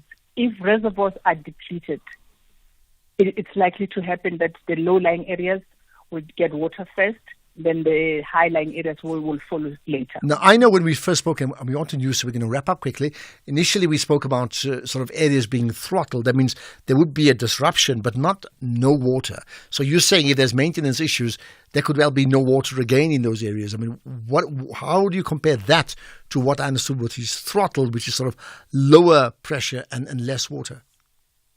You know what? There will still be water from rainwater side, obviously from the bulk side. For example, with what we're doing at the Palmid booster station, we have reduced pumping to 68% for 50 hours. So we are still pumping to the major reservoirs that we're supplying water to. So water is still there, but obviously, if we are all working on the system, on the Palmid system, and it filters down to other municipalities, there are going to be challenges. But we all need to be upfront and communicate what we are doing as a water entity. And the big argument in the past has been a lack of communication. But we'll leave it at that. Let's see what happens. We hope it's not as disruptive as it was before. Makenosi Maru, the rainwater spokesperson, appreciate you giving up your time here on the National Pulse. Have you been affected by water issues around the country, but particularly in Johannesburg because of what we've just spoken about? Again, share your stories even now. Let's get the news headlines. It's 4:30 with Madubi. Very much, Ashraf, and good afternoon. In your headlines this hour, the SIU has been given the green light by President Cyril Ramaphosa to investigate allegations of maladministration at the Nelson Mandela Bay municipality in the Eastern Cape. Police Minister Senzo Mchunu says his department plans to recruit 10,000 additional members over the medium term to bolster the police ranks. And the SA Principals Association, SAPA, has called on officials, parents and communities to join hands to combat the scourge of children dying in road accidents. And those are your headlines. Greg will have your details, 5 o'clock. SAFM, guiding you through the rush hour traffic. Good afternoon. Starting off in Gauteng, the M1 southbound in Bromfontein has a crash reported before Carr Street. In Bedfordview, the N3 northbound has a crash on the link to the N12 east at Kiluli's interchange. All lanes are open. And the N3 northbound has a crash reported near Van Buren Road. And Moloto Road in Pretoria is queuing at Sefako Makgato Drive. In KZN, the M4 southbound has a jackknife truck reported just before Himalayas Road exit. The N3 in both ways is queuing on the link to the N2 north at Spaghetti Junction. The N2 south has queuing, that's towards Spaghetti Junction, and the N2 northbound has a crash reported after Spaghetti Junction. In Cape Town, the N2 inbound has flooding reported on Portchard's Quarry Road off-ramp. Darling Street in the CBD is closed in front of City Hall. Brackenfell Boulevard northbound is slow-moving at the N1 highway, and Turfel Road eastbound in Lansdowne is slow-moving towards Jan Smuts Drive. With your traffic update, I'm Irma G. This is SAFM Sports with Tuming Khapele. Right, Tumi, so it's Springbok fever. It continues. It continues indeed. And Pepsi Buthelezi says that he's looking forward to his debut this weekend when the Springboks face Portugal in Bloemfontein. Buthelezi is one of 3 players who will make their test debuts in the starting 15 that was announced today. And here he speaks about what he's learned from being with the team for the last few weeks. Yeah, for me personally, the experience has been amazing. Like Coach said, I've really leaned on a guy like Sia, Kwaha, Marku. Those guys have really helped me. I've been with the team. I've had the privilege of being with the team now for the past couple of weeks, so I've really learned a lot from them. And I've also realized that even though Sia is the captain, but there are many leaders within the group, and everyone is just always helping to try and make the boat go faster. And that's something I've also learned, and I want to try and implement going forward. Well, he plays for the Sharks and he's tipped to be the next Siya Kolisi, so one to look out for when it comes to the Springboks. Then 10 days to go to the Paris Olympics, and Paris is putting the finishing touches to the Olympic Village for the upcoming games as it's about to open its doors for the arrival of participating athletes. The site will welcome more than 20,000 athletes throughout the Olympics and Paralympics and has been designed to use existing structures as much as possible. The village is fitted with various facilities, including fitness center, a doping control center or club where athletes can relax with each other, and athletes are set to arrive on Thursday Also, don't forget to catch all the action on SABC Sport from the 26th of July to the 11th of August. But still catching up with Team South Africa, SA's judo Michaela Whitboy says that she's excited to get a second shot at the Olympics in Paris this month following her qualification. Her decision to change coaches midway has been vindicated, and the Gqeberha-born athlete could be considered a medal hopeful. Remember, she opted to get a new coach and move to Botswana so that her performance can improve, and here she is on the road to the Olympics. So we'll definitely be looking forward to seeing how Michaela is going to do at the Olympics. In football, SA striker Lebo Mothiba is set to undergo a medical at Standard Liège to play in the Belgian League. Mothiba is a free agent after he left his French League One side, Strasbourg, following an injury-plagued 6 seasons at the club. The 28-year-old scored 9 goals in 32 appearances in his first season, following a move from Lille before a serious knee injury and other persistent problems that have limited his appearance to another 27 starts in 5 seasons. Then in golf, Rory McIlroy says that he's confident that he will handle the pressure of trying to capture an elusive 5th major championship a little bit better. That's if he finds himself in contention to win the Open at the Royal Troon on Sunday. Now, McIlroy has recorded 21 top 10 finishes in golf's 4 biggest events since winning the last of his 4 major titles at the 2014 USPGA Championship. On that note, it is a wrap from my side. I'll have more in the next hour. So 2 things. I'm looking at, there's a picture of Tatiana Schoenmark. I know her surname's changed now, right? Smith. Winning that gold medal at the previous Olympics, and she was like just saying the pride of winning gold for South Africa. And those are the magic moments when somebody holds the South African flag at an Olympic Games, isn't it? Yeah, absolutely. She speaks about it over and over again to say, guys, winning a medal, forget gold, just winning a medal for the country is more than enough. And I remember, I think she won gold and silver last time out. And you just run for the flag because that's what you want. You want to just grab that flag, isn't it? Yeah, the pride and joy in that. Well, there you are. Big discussion about that. Just by the way, talking rugby very quickly. So, you know, when people get selected for teams, we tend to sort of measure them by their closeness to you. Suddenly you're all families and you're all friends, even if you never knew them before. So, you know, Salman Murad is now the captain. I think effectively a stand-in captain, but captain of the team, and he's got a stellar record as a captain at many levels, as you've mentioned. So we were discussing how related are we to him, by the way. You? So, so let me tell you. So he comes from Paarl, that's the traditional area in Western Cape. Okay. And it turns out now that his great-great-grandparent and my wife's great-great-grandparent are siblings. Interesting. They come from a historical Murat Latif families. Those from the Western Cape will know exactly what I'm talking about. Played for a club called Vineyards, which is a huge club dominated by the Murat family in that region. So we sort of So we're trying to work out closeness. You know, there's a rugby ticket we may need. You never know. Listen, great-grandparents or not, you're still family. Well, that's the point. Anyway, right, more sport in an hour. Channel the forgiving spirit of Utata Madiba on Afternoon Express, Tuesday at 6 p.m. on S3, as community development practitioner Taryn Liebau shares how he rebuilt a nation with the power to forgive. We discuss the magic of making a child's dream come true and cook up Madiba's favorite oxtail with umngusho. That's Afternoon Express this Tuesday at 6 p.m. only on S3. Repeat Sundays at 8:30 a.m. Nick is hiding a dark secret. For 20 years, everything has been going according to plan. Until now. He has the perfect wife, Maya, a smart, ambitious defense lawyer who is on the verge of becoming the first black director of public prosecutions. Amidst the biggest case of her career and having her life under intense scrutiny, Maya learns of Nick's dark secret and how she was one of Nick's targets 20 years ago. The veil of secrecy will fall. Nothing stays hidden forever. Betrayal, secrets, suspense. Oh, the drama. This is Undercover, Mondays to Wednesdays at 9 p.m. on S3. Channel your best drama with BBC Primetime, only on S3. Open up. S3. Economic news on SAFM. Facts and figures you can count on. I want your opinion on all things that we spoke about today, everything that moves and drives the national pulse, right?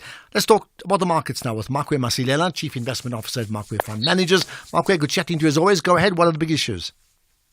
Richmond Q1 sales, afternoon to you, Ashraf, and to your listeners. And despite persistent macroeconomic and geopolitical uncertainties, Richmond delivered sales growth of 1%, with growth across all the regions except for Asia Pacific, growth driven mainly by Japan and America, and jewelry, fashion, and accessories businesses continue to show demand, unlike specialist watchmakers. And Ashraf, yesterday, Burberry fired their CEO as sales continue to fall, and today Hugo Boss cut their sales outlook because of persistent macroeconomic and geopolitical challenges. And when it comes to the markets, we heard that the U.S. Central Bank chair said that the recent inflation readings had boosted the Fed's confidence in lower inflation, that itself ramping up bets that the central bank was close to cutting interest rates, and bets on Trump coming back following his running mate announcement triggered further trade and geopolitical concerns, thinking about Trump's tariff implementations, and his running mate is particularly tough on China, and the U.S. retail sales data came in better than anticipated, and that itself could ease concerns that the consumer was struggling. We're getting our retail sales tomorrow, and we know April they increased by 0.6%, and oil prices continue to cool off on worries of slowing Chinese economy, even the growing consensus that the U.S. interest rates will soon get to be reduced didn't help, and we see Brent crude is down 1.4% at $83 a barrel, and the yellow metal is approaching its May highs at the back of growing optimism that the U.S. rate cuts are imminent, and we see gold is up 0.7% at 2,441, but platinum is down 1.5% at 984. The Dow is up 1.3%, S&P up 0.2%, DAX FTSE down 0.5%, CAC down 0.6%, the JSE is down 1.4%, and the rand firmed almost 0.5% against the US dollar is now 18.12 and 23.47 to the pound and 19.72 to the euro. And that's it. That's for the show. So we'll talk again tomorrow. Much appreciate your time as always, Makwe. Right, let's move on to other issues that are important. In fact, which is your calls. What do you think about some of the biggest issues we've discussed today? We spoke about the Olympic Games. We spoke about the Springbok team to play Portugal. My point about Salman Murat. You may want to comment on that. But not just that. What about the MK party challenging the SABC in terms of the usage of the word or the phrase government of national unity? What about the hospitals and the unused funds with regards to cancer treatment in Gauteng? What do you make of all of that? Kurt has a thought. Hi, Kurt. Hi, Ashraf. My thought is on MK and the frivolous lawsuits or court cases that they are embarking on, where they have no chance of winning cases. They seem to be going to court for. I wonder if it's not an attempt to remain relevant in light of the fact that they're sitting in the opposition benches and not having any influence in real decision making by not partaking in the GNU or whatever name they want to use. Okay, so you think it's all rather frivolous, right? Got that? Absolutely. I wonder who else agrees with you. Thanks for that call, Kurt.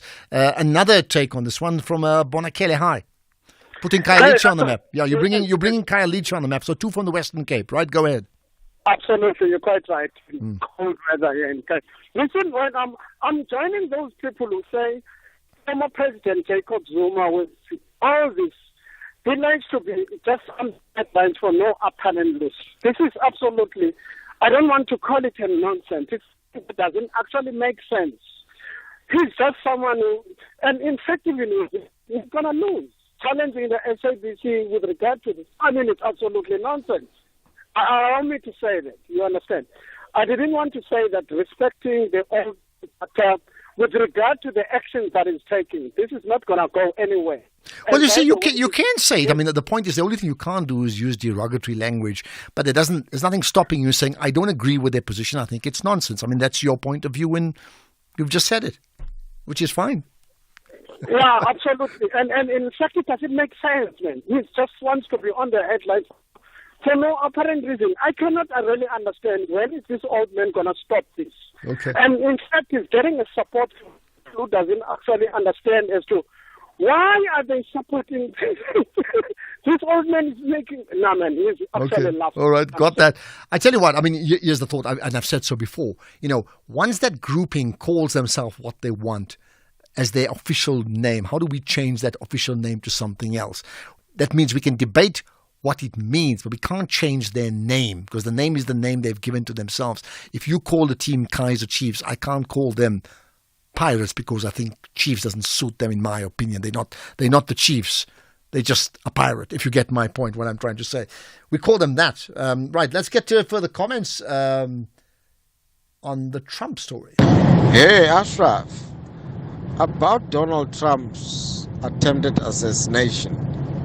Let's assume it was staged. How would that be proven? Because every media house is running with the story without also asking, but hey, do all the forensic facts add up though? Because we as the spectators, I mean, something just doesn't make sense about that attempted assassination. But I'm asking you guys in the media, what tools do you have for assessing the truth behind a story such as this one? Well, look, we're far, far away, but yeah. Maybe artificial intelligence, if you get my point. No, I mean, it has to be people close by.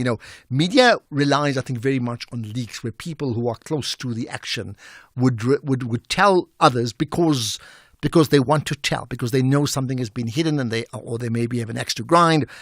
They would share the story. But I mean, from where we are now, it's really not for us to investigate it. We'd ask the questions. I think the question is really for the USA. How would they know the real truth? Good evening to you, Ashraf. It's Kali. I think you're the caller. What's up, Andila? He said it on the spot, as you say. That wouldn't change the price of bread or anything. Thank you. He was spot on, Andila. Andila is saying, what would that do? It will not change the price of bread. There's a couple more about, certainly that's in the news. Good afternoon, Ashraf. Emmanuel Mtola in Durban. And I think MK and Zuma is still fighting Ramaphosa's administration. And this shows that MK party and Zuma himself got no interest of well-being of people of South Africa. Is only fighting for his own interest. That's why he has got a home, a 250 million home in Nkandla. Thank you. Okay, another one saying they're serving their own interests. They don't care about the people. Do you have a counter argument to that? We've had those arguments all day long, and we reflect those arguments, by the way. Right, here's another. Hey, Ashraf, whether people they like it or not, we are in a government of national unity. All parties were invited to join the government of national unity, but they rejected the invitation for their own personal interest of government positions. But we are in a government of national unity, whether they like it or not. Shotisnolo and Mafefe Limpopo. Thank you. And I think the broad issue is like they're splitting hairs. Like, so what? Like, really, you spend so much time talking about the definitions. The point is, you're right. They were invited. They chose not to be part of it. Fine. Whatever we want to call it. We know what it means, whether it's GNU or multi-party coalition.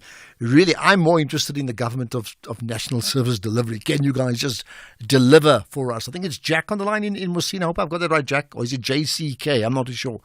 JCK in Musina, are you well? Yeah, very good indeed. It's a good you call, because I've made the point, when people call from around the country, you effectively are the ambassador of your community at the same time. You put them on the map. So go ahead. Thank you very much. Thank you very much. Yeah, Ashraf, the lies of Darlene Pofu are not tying up. He's caught in the web of lies. One can justify the looting of VBS. Or it was a donation. What donation?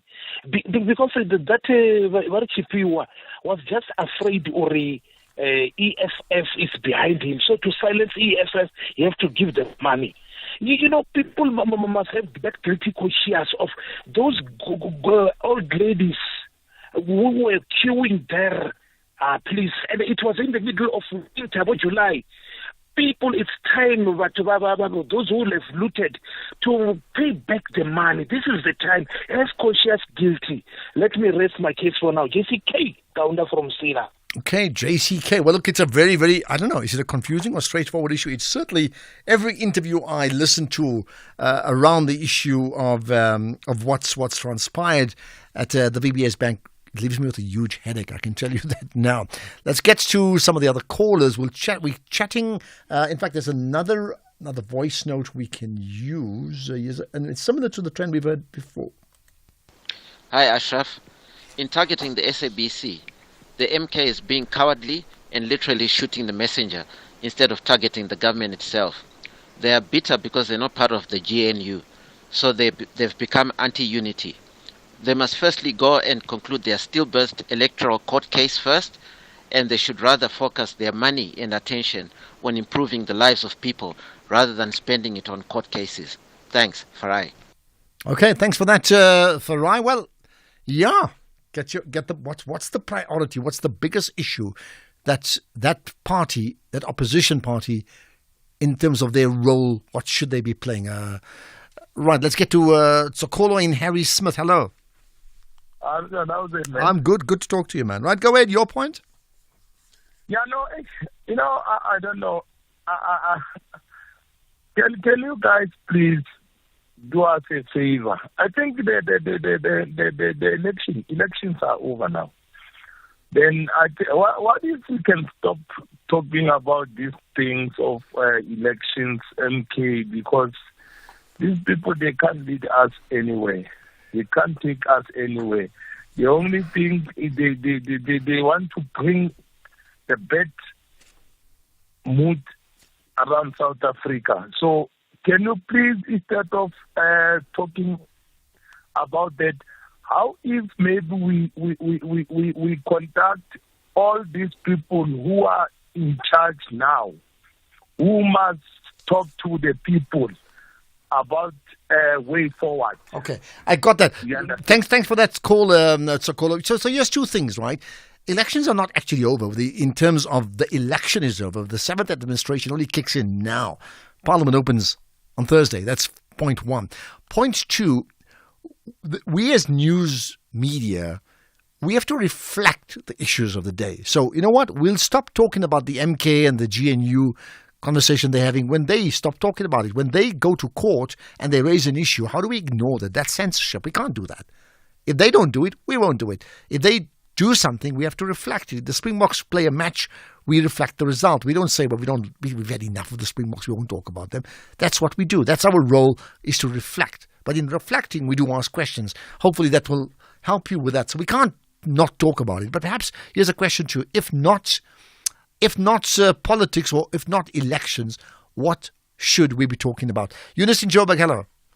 Yeah, hi there, Ashraf. Yeah, good. Ashraf, what's your point? Talking about Gayton McKenzie, sports minister. He's commented on an issue which the media, I don't think, have raised here, regarding a soccer club, Maritzburg United. And there's a scenario playing out there. If you can recall, a year before last, Maritzburg United were relegated to the first division. From the first division, they're playing in the Motsepe League now. But last year, the entire, based in Pietermaritzburg, they were refused the use of the Harry Gwala Stadium to co-share it with the Royal AM. Now, and they were told that the Northdale Stadium will be ready for them. It never was. They had to then play the home games in Claremont, which is far away. So what's the point now? So do they have a home ground, and what has the minister said about it? No, he actually said that the game shouldn't die off in Pietermaritzburg, and currently they don't have. And now they've met with the mayor there. From what I've been reading, you can read about it. They've been reading, and the mayor himself now suddenly has sent Maritzburg United a letter saying that they cannot use the ground anymore. So now, last year they played all their home games in Claremont, and you with no supporters basically. Okay, I don't think that's interesting fair. one. Yeah, well, it's clearly not fair. Look, I don't know the complexities of stadiums and what's available and what gets allocated to whom.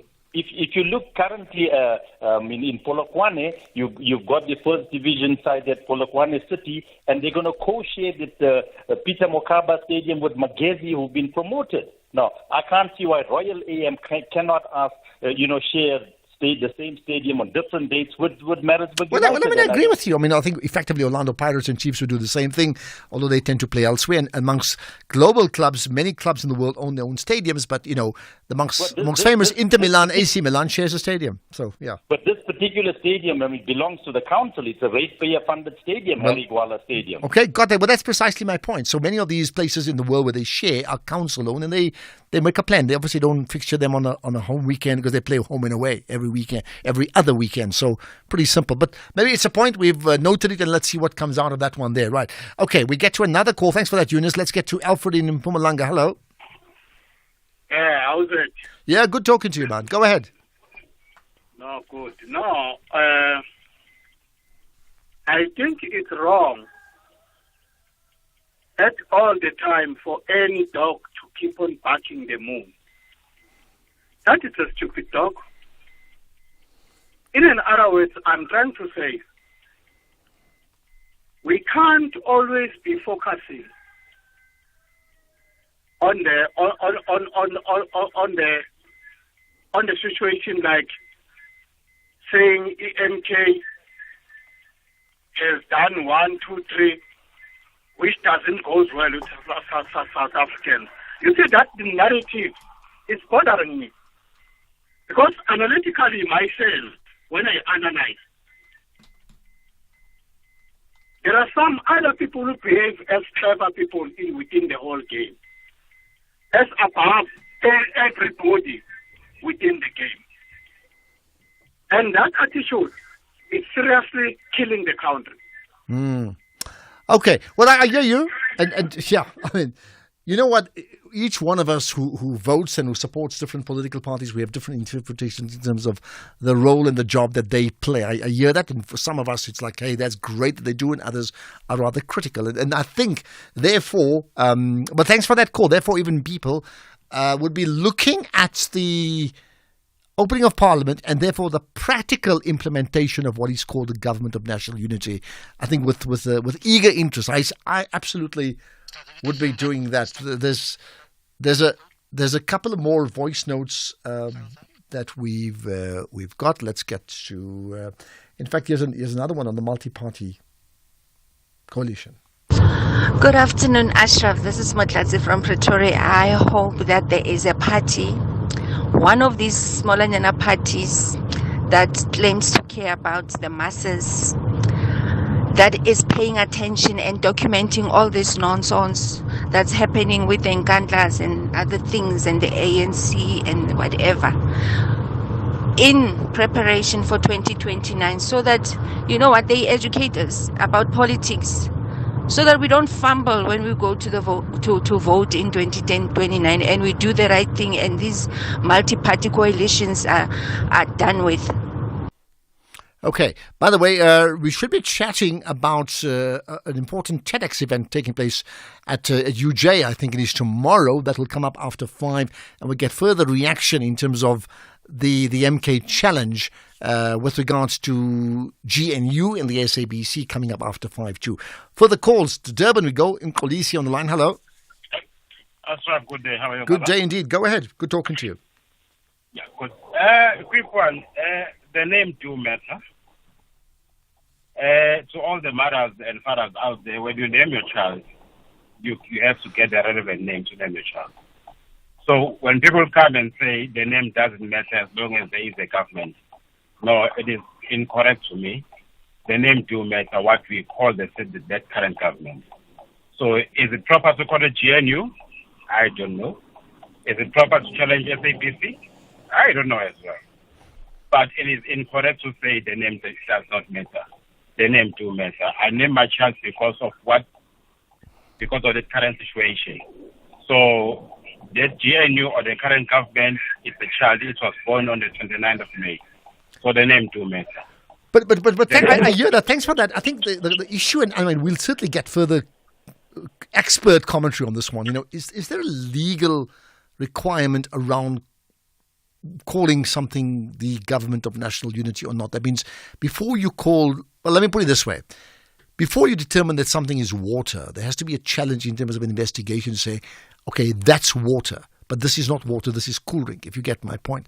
So in terms of a grouping of parties choosing to call themselves a government of national unity in the same way that some other parties, some of them similar ones, call themselves part of the Moonshot Pact once and then change their name thereafter, right, to a multi-party grouping of sorts.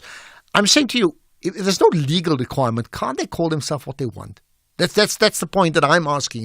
Is there a legal requirement you can challenge them to say you can't claim this? Because they're not calling, the point is, they're not changing the names of Parliament. They're not saying Parliament means something else. They're not saying government means something else. Those may be constitutional requirements. But in terms of name, so I'm not saying name doesn't matter. I'm saying the name doesn't matter, if you understand what I'm saying. But listen, I'm open to being challenged by that because, listen, we all learn every day on the show and elsewhere. Let's get the news now. It's 5 o'clock with Greg House.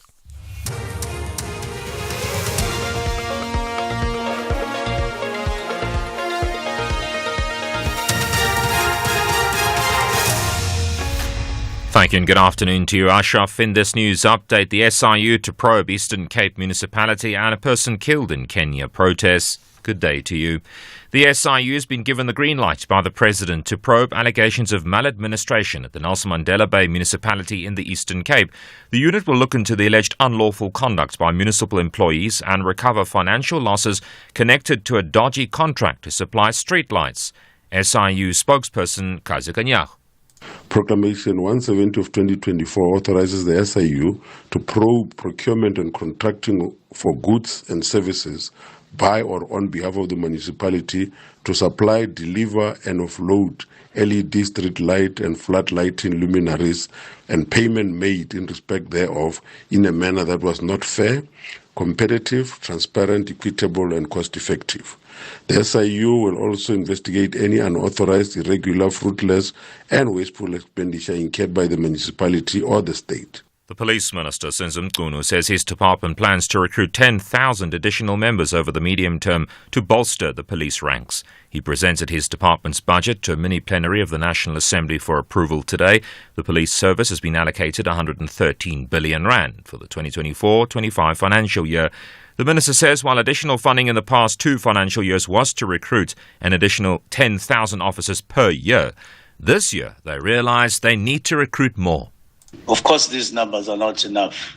If you look at the numbers of the population and what has happened in the last few years in terms of growth, we would have needed a much more higher number of new recruits. But for now, this is where we stand. SARS has confirmed that the tax filing season kicked off to a good start yesterday with 191,000 tax returns filed online. SARS revealed that over 5 million taxpayers had already been assessed through the auto-assessment process, which took place within the first 14 days of this month, with 10 billion rand in refunds being paid in the same period. SARS Commissioner Edward Kieswetter. So what did yesterday, day one of filing season, look like? As I said, we've had 1.9 million e-filing logons throughout the day, peaking at around 150 concurrent users in an hour. Yesterday, 191,000 returns were filed, of which 183,000 were filed digitally, 97% of returns, and only 7,700, or 3% of these returns, were filed via our tax service center around the country. This is great because it means that most of you did not have to brace the cold and spend time in our queues in order to fulfill your legal obligation. The SA Principals Association has called on officials, parents and communities to join hands to combat the scourge of children dying in road crashes. Spokesperson Julia Glakle was speaking at the memorial service of 11 learners who lost their lives in a vehicle crash in Carltonville, west of Johannesburg last week. Our children are traveling long distances just to go and seek for a better life or a better qualification or a school. So this is a challenge to all of us seated here today to say what is it that we can do to avoid such tragedies. If only we can sit down and plan appropriately. One person's been killed in anti-government protests just south of the Kenyan capital, Nairobi. The man was reportedly shot by police during a confrontation between the police and demonstrators. The BBC's Richard Kagu has more. Nairobi city centre has been shut down. The streets are empty and shops are closed as protesters engage with riot police in running battles.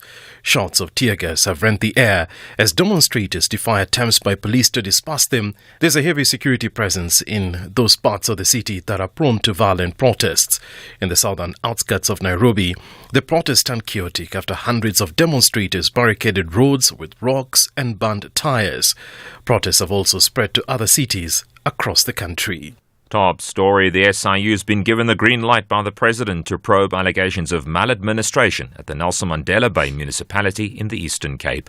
That's SAFM News, I'm Greg Khos. In Sports Ministry allocates 108 million rand to sports federations and FA makes shortlist of who can replace Southgate. More detail at 5:30. SAFM, guiding you through the rush hour traffic. Afternoon, starting off in Gauteng, the M1 southbound in Braamfontein has a crash reported before Car Street. In Bedfordview, the N3 northbound has a crash reported on the link to the N12 east at Kiluli's interchange. All lanes are open. And the N3 northbound has a crash near Van Buren Road. Malota Road in Pretoria is queuing at Sefako Mahato Drive. In KZN, the M4 southbound has a jackknife truck reported before Himalayas Road exit. The N3 westbound is queuing towards Spaghetti Junction, and the N2 southbound is queuing towards Spaghetti Junction. In the Eastern Cape, on the R61, the road collapse incident reported between Mthatha and Port St. John's, with stop-go controls at 2 locations and trucks are prohibited. In Cape Town, the M3 and N2 inbound will be closed on Thursday from 4:45 until 6:30 for the opening of Parliament Address event. The M5 southbound is slow moving towards Krombom Road, the M3 southbound is slow moving towards Rhodes Drive, and the N2 outbound is slow moving towards Bunga Avenue. With your traffic update, I'm Irma G. Yeah, we can do this. It's been a long time coming. This deserves to grow. It's a great business. If they don't like it, someone else will. And fund me so I can expand. Maybe I can offer them shares. I need to retain equity for staff. It's going to be good for recruitment. Yeah. Possible begins with that one great idea. When Telkom enables entrepreneurs to make their ingenuity a reality, we grow local economies. Telkom. Possible begins here. In the heart of darkness, a beacon of light emerges. A brand new season is coming your way with your 2024 Miss South Africa Top 30. Hosted by our reigning queen, Miss South Africa, we embark on a transformative journey. Join us for the spectacular new season of Crown Chasers. Crown Chasers is back. Starts 29 June at 8:30 p.m. only on S3 Open Up. The National Pulse with Ashraf Garda on SAFM. You're listening to the National Pulse, weekdays 3 to 6 p.m. We've had so much discussion on the issue of the MK party challenging the SABC. Just when you think like a story may drop off the radar or maybe seeming irrelevant to some people, you get a sense, and this is what we do here, we effectively have fingers on the pulse, we get the mood of the nation by understanding what you're thinking. Clearly, those for and those against are here. They're listening. You are wherever you are, all around the country. You have strong views on that. So we'll talk about that even a step further in a moment. We'll also chat 2 different takes on Mandela Day coming up. We'll chat to the driver of Mandela Day from the Nelson Mandela Foundation later on. We'll also chat to Ethel Ramos from Avatar PR around some thoughts that you may be very interested to know around, again, workplace issues and AI that you do not want to miss. Okay, let's get back to the big issue today, which really is the MK party story. We chat now to the SANEF Media Freedom Chair, which is Makuru Sefara. Good chatting to you, and thanks for joining us here on the National Pulse. Good afternoon, Ashraf, and thank you for having us. Thank you. Now, of course, you're well aware that The MK party has challenged legally the issue of the SABC. They want the SABC to refrain from using on all its platforms that phrase, the government of national unity. I think the SABC is defending that position, so let the law take its course on the one hand, okay? But we thought we'll talk to you about it in terms of your understanding of what the media can and can't do. What's your take on usage of the phrase government of national unity? Well, firstly, I think that if you want to deal with an issue, you must target the source of the issue. And in this particular case, the source will be the government itself, because this is what the government itself decided to call itself. But I suspect we'll come back to that. But the SABC in a country like ours in 2024 should be free to call the government what it wants to call the government. If the government says it is a government of national unity, the SABC should be free to call the government as such. So, I mean, I've looked at what the MK party has put on the table. And from a reading of their documentation, I mean, they're just raising issues of constitutional invalidity and saying that it is inaccurate to call the government of national unity. I mean, that's a very debatable political, not necessarily a legal issue, because the question that can be thrown back at the table is, if you say it is inaccurate to call it a government of national unity, the question is going to be, what in a scholarly or legally speaking constitutes a government of national unity? Is a government of national unity, for example, different to national unity government or to the union government, or to many other variations of that? I mean, in Kenya, we've seen, between 2008 and 2013, the government of national unity. You remember had power sharing arrangements following the violence. They called it government of national unity. Is the argument therefore that whoever calls their government a government of national unity must have the same set of circumstances prevailing in their own country, and so therefore they are adjudged to be accurate by observers? And you're not going to find that. If you look around the globe, you're going to find many different examples. And I've already looked at a number of these examples. Well, I think you're right. I mean, so here's the point, right? Yes, I mean, different regions of the world can call something what they want, and there may be slight variations on it. But by and large, I think in practical terms, we all understand that the government of national unity would reflect an extension from a coalition, right? Where it would require more than one party, as opposed to more than two parties, for example, right? But whether it's two parties or three parties or five parties or six parties or 11 parties, I mean, it's neither here nor there, whether all parties have participated, others have rejected it, right? Perhaps then the more important issue is this, right? And it's something that I raised as well with the MK party spokesperson. I think you said something similar, that if you have an issue with it, why don't you challenge governments on it? So, and that's still the point that I want to ask you about. Should the challenge be to government, or should the challenge be to the SABC to say, don't you use it? No. I mean, it's quite clear. So, the government or the parties that constituted the government, we may agree with Mr. Zuma and say, hey, listen, this is a grand coalition of sorts that they put together. But they themselves decided to call this grand coalition a government of national unity. Mm-hmm. So why do you want to challenge the SABC when it calls the government of national unity what those who formed it decided to name it? I think that if Mr. Zuma has an issue those who are in charge of the government of national unity wants the courts to make a determination about it, he should direct it to the government and not to the SABC. Well, I think that's a view that many subscribe. I may have your views as well on that one. The other part you made, and you said it at the outset, that in South Africa right now, the SABC should call it. They have the right to call it what it's being called, which is the GNU. But let me flip that around.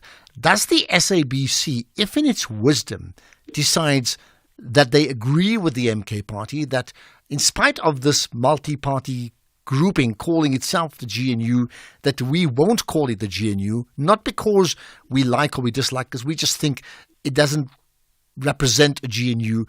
Can the SABC do that? Or should they call it by what that grouping has called themselves?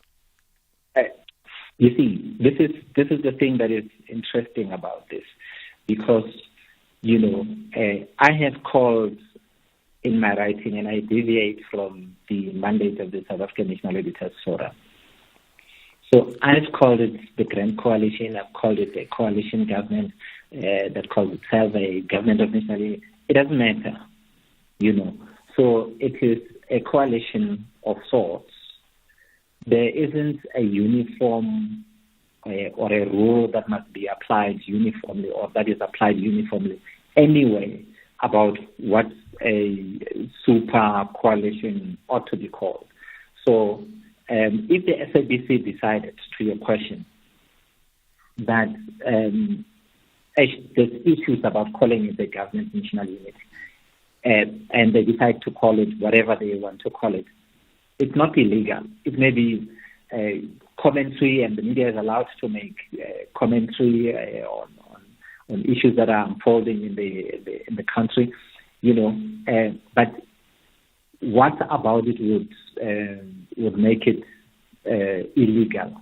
So the government would not be able to take the SABC to court in the same way that Mr. Zuma, shouldn't be taking the SABC to court. And even if he did, he ought correctly to lose the case if the SABC defended itself.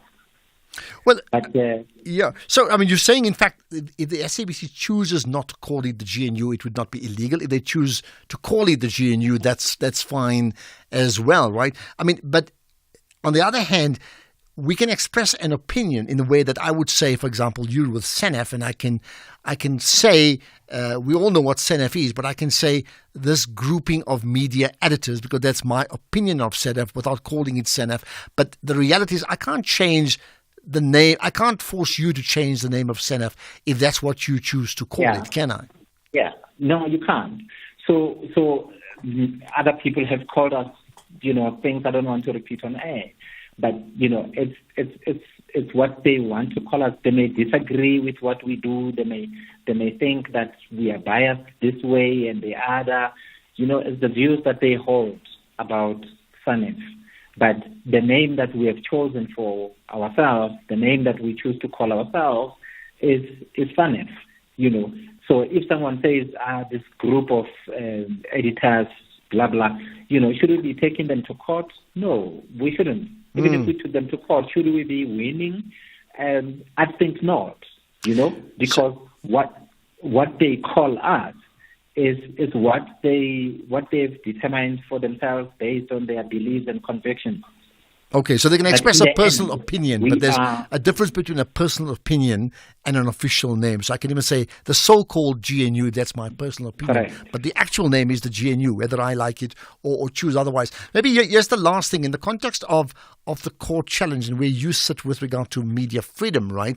Do you see this from MK as a challenge to media freedom? And as you answer that, I'll tell this to you as well.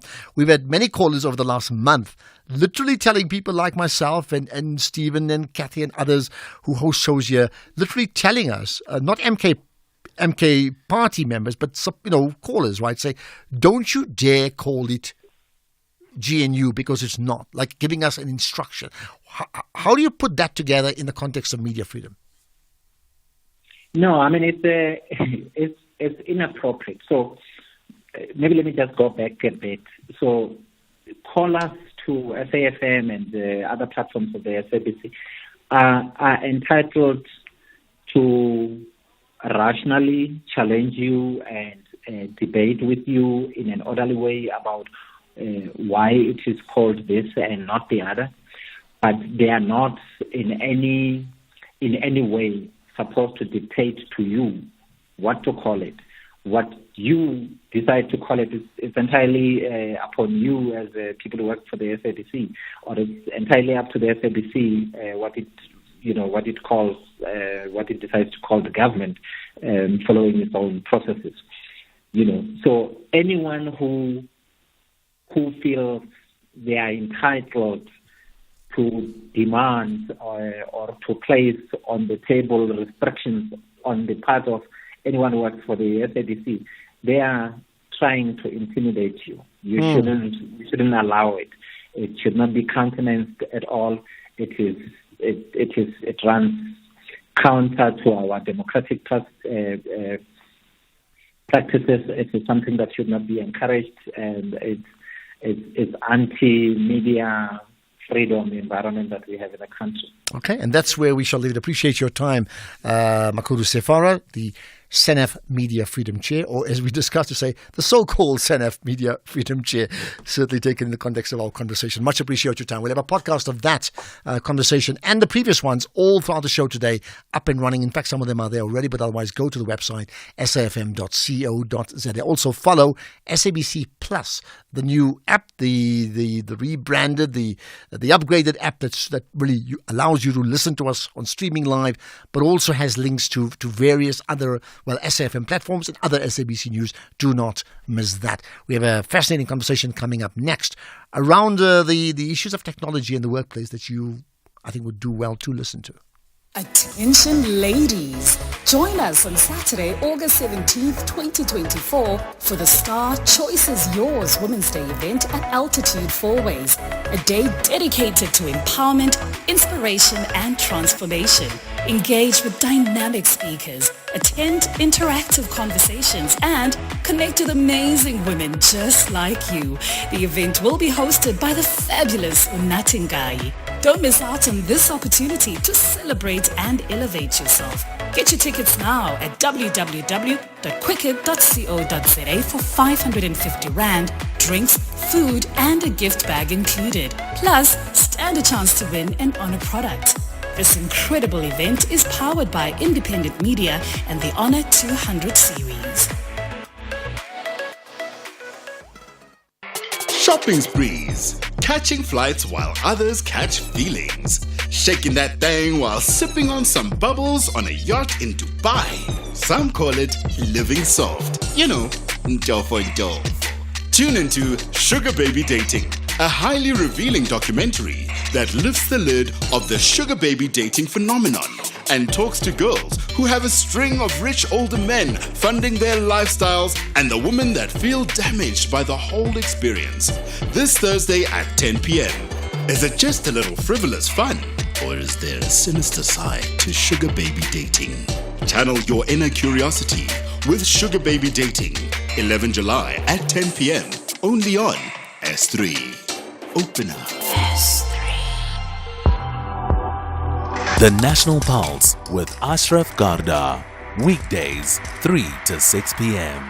Still to come, we'll have an update with the MoneyWeb market update. That comes up. We'll also be chatting to Gashwell Brooks from the Nelson Mandela Foundation ahead of Mandela Day. Looking forward to that. And linked to that in many ways, we'll have an interesting conversation with representatives from the United Nations, in fact, around Mandela Day and an issue around the UN Sustainable Development Goals as part of a conversation that will take place on July the 18th, obviously. So, right. Okay, we've been talking a lot about artificial intelligence in the last few weeks, and we cannot ignore that. In fact, we need to up those conversations. But how does artificial intelligence play out? Not just in the workplace generally, but certainly in the issue in the field of PR or public relations. So with me is Ethel Ramos, the Managing Director of Avatar PR. Ethel, good chatting to you, and thanks for joining us on the National Pulse. Thank you for having me, Ashraf. Okay, so tell me how, perhaps maybe just a quick starting point to go with these. Typically, how do PR or public relations people go about doing their work, particularly I think around the issues of measurement and data analysis? What were you doing before? What are you doing now? So previously we would have, a very manual way of perhaps measuring, some of the work that we do and the effectiveness of it.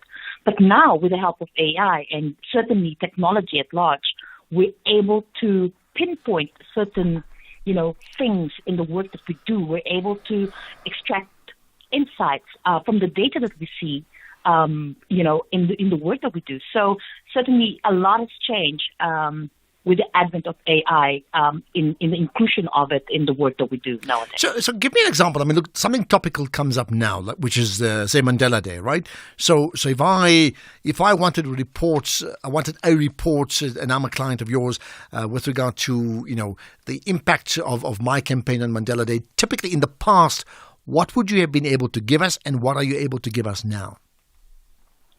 So in the past, I would have probably just given you a coverage book in what they refer to as AVE, or advertising value equivalent. Now what I'm able to give you is I'm able to give you a full-on report on what touch points your communication has gone to and how it landed, the sentiment that it has garnered amongst the target audience, especially with social media being so massive. We're able to now watch what that sentiment looks like in the public domain. So AI, for example, can watch these trends and can analyze and predict, media sentiment and absolutely identify actionable items and insights for us.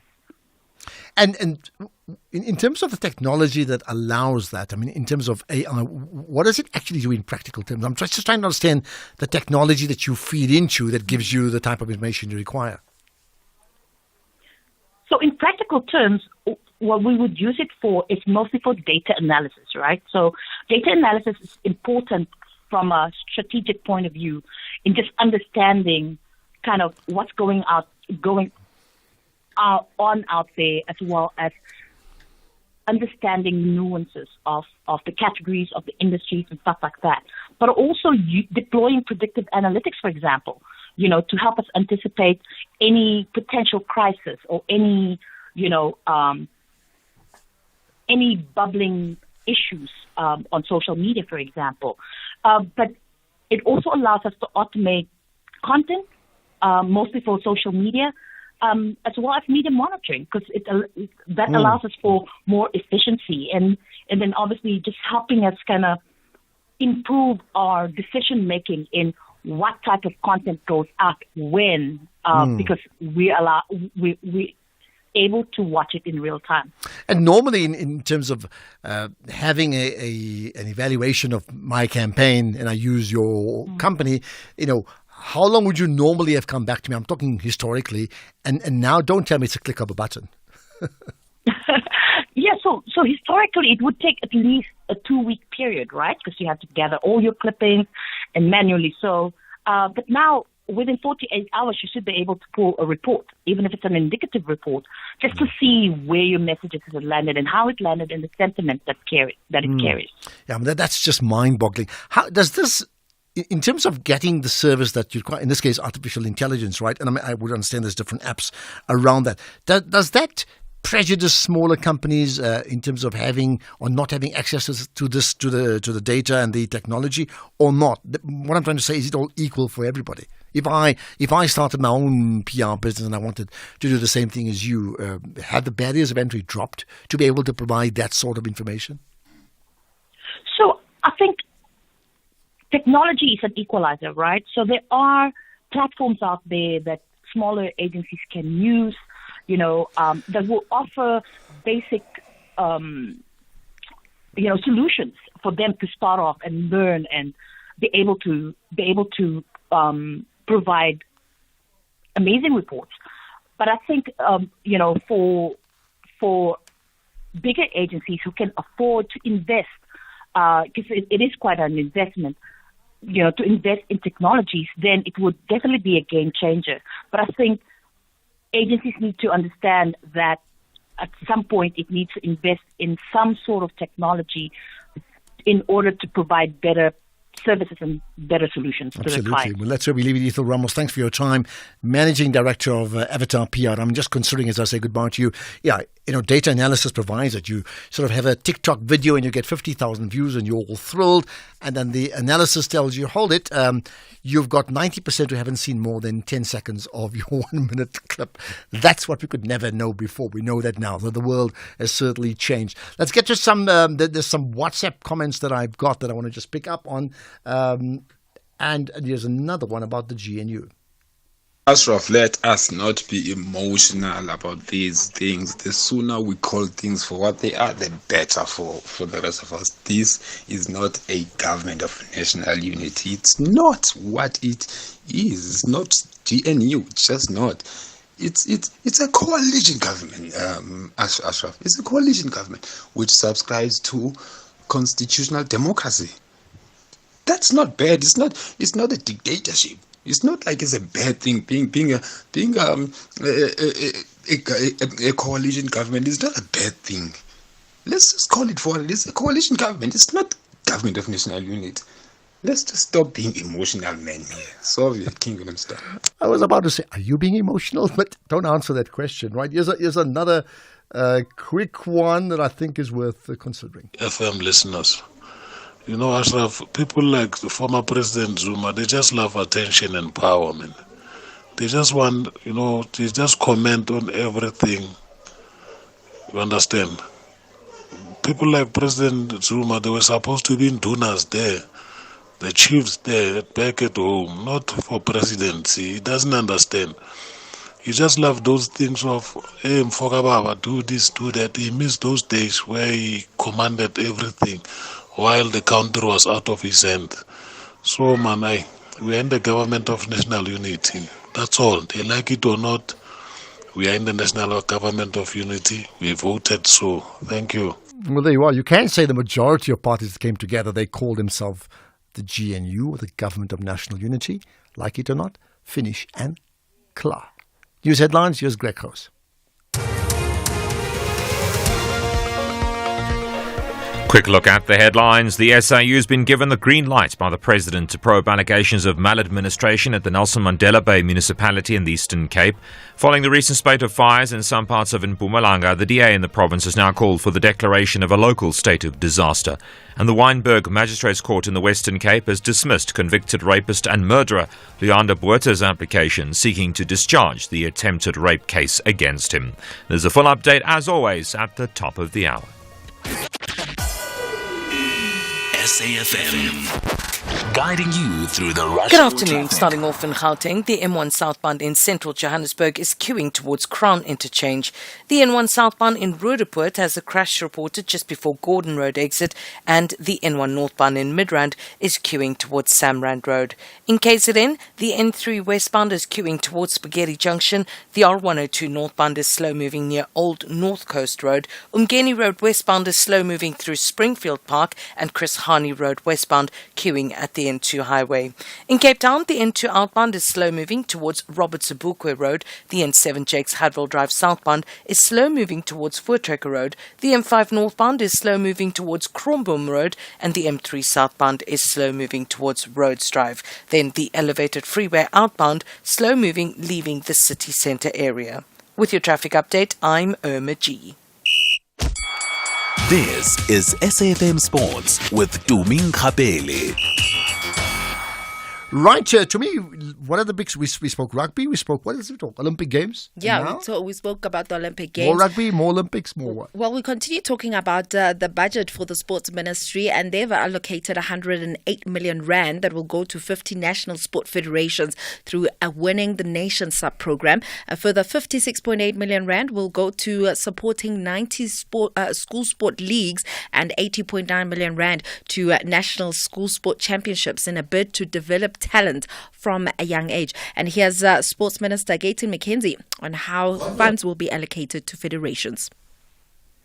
Doing is, you look, for instance, at Netball SA, and I use that as an example because I'm very inspired with what they've managed to do.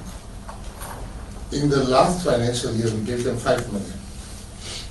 They have come back and they've shown us what they've done with the 5 million. Now you can't give them 5 million again because they show you seriousness. They show that you need to give them much more, which we are going to do. And that's how we decide. You know, the corporate South Africa gets a lot of flack that they don't want to sponsor. That's not the case. People want accountability. People get money here from sponsorships, and then the money buys Range Rovers instead of being spent on athletes, instead of being spent on creators. I'm saying to you that this budget we will give to people that has shown a willingness, an eagerness firstly for transparency, and we want a bang for our buck. We want to see where the money went to. Then in rugby, Salman Murat will take over the Springbok captaincy for the first time. He will lead a squad featuring 7 uncapped players in a first test with emerging nation Portugal in the final match of the Castle Lager incoming series in Bloemfontein on Saturday. Murat becomes the 66th Springbok captain and the third in 4 tests this year as he makes the step up, having previously led SA Schools, the Junior Springboks, and the DHL Stormers. Only 4 players in the team were retained from Saturday's match 23 against Ireland. Then in football, Mamelodi Sundowns have unveiled their home and away jerseys for the 2024-25 season, giving them the theme The Rise, Rule and Repeat. Now, this theme pays tribute to the club's rise and dominance. The jersey maintains the main features of the club's usual Brazil-inspired design with changes in smaller details and will be available in stores next month. And here's the club's spokesperson, Tiani Mabunda. When we speak about rise, rule and repeat, you see the rise of Mamelodi Sundowns through the club's story since establishment, all the years that have gone into investment for the club's success. This represents the rise in dominance within the club and even continentally as well as locally. The rule comes with the crowns and the stars that are visible on the kit that shows you the dominance of consecutive PSL titles within the league, as well as the men's and females teams that are dominant in the continent, in the CAF Champions League. And then we go to the repeat, which has shown that Mamelodi Sundowns continuously repeat the dominance in their 14-time league titles within the South African League. Well, elsewhere, the FA have drawn a lengthy shortlist of possible candidates to replace Gareth Southgate as England manager, and that list includes Newcastle manager Eddie Howe and former Chelsea manager Graham Potter. Southgate has resigned as England manager following a 2-1 defeat to Spain in the Euros. Southgate spent 8 years in charge of 102 games, with the Three Lions leading them to 2 successive Euro finals and a 4th place finish at the 2018 World Cup. Meanwhile, Kylian Mbappe says that today was a historic day for him after being unveiled as a new Real Madrid player. The striker was presented at the Bernabeu with thousands in attendance, many of them wearing replica shirts with his name. And although his new teammates began training yesterday, he will have a few more days off. And then in Olympic news, it's exactly 10 days to go until the Paris Olympics, and Paris is putting the finishing touches to the Olympic Village for the upcoming Paris Games, as it's about to open its doors for the arrival of participating athletes. Now, the site will welcome more than 20,000 athletes throughout the Olympics and Paralympics, and has been designed to use existing structures as much as possible. In terms of the village, it's fitted with various facilities, including fitness center, a doping control center, or club where athletes can relax with each other. And athletes are set to arrive from Thursday, not forgetting that you can catch all the action on SABC Sport from the 26th of July to the 11th of August. Well, that's it. It is a wrap from my side. You know, we're just thinking about this Salman Murat story. I mean, the fact that he's not a first choice in the first 15, right? And of course, clearly this team that's selected against Portugal, one not Ireland, has got to be with a view to the next World Cup in mind. Because at some stage, those guys who played in 2 successive World Cups, they got to move on, right? Mm-hmm. So Salman is, and as you mentioned, he's been a captain at many levels. But first, he's got to get into the first 15 and then see what happens. But it just gets me thinking about who's going to be the Springbok captain when Siya Kolisi is not there. Like, who'll be appointed? Like, who's the logical? I don't have the answer, and I don't know if you have it. Yeah. But who'd be the logical replacement for him when he packs up, because he's been iconic. 2 World Cups. Absolutely. Yeah. Absolutely. Any That's thoughts? the question to Any ask. thoughts for now? If I have anybody someone knows- in mind. I actually did mention earlier on, but I think it's too premature to tip him as But the it's not like next you're going to Siya select him. Kolisi. Yes, I guess so. But I want to see how he's going to perform in the Springbok setup Oh, I see. first. Okay, And but you then- see, we have to look at who's now, because, okay, maybe here's a question. How long more before Siya Kolisi steps down?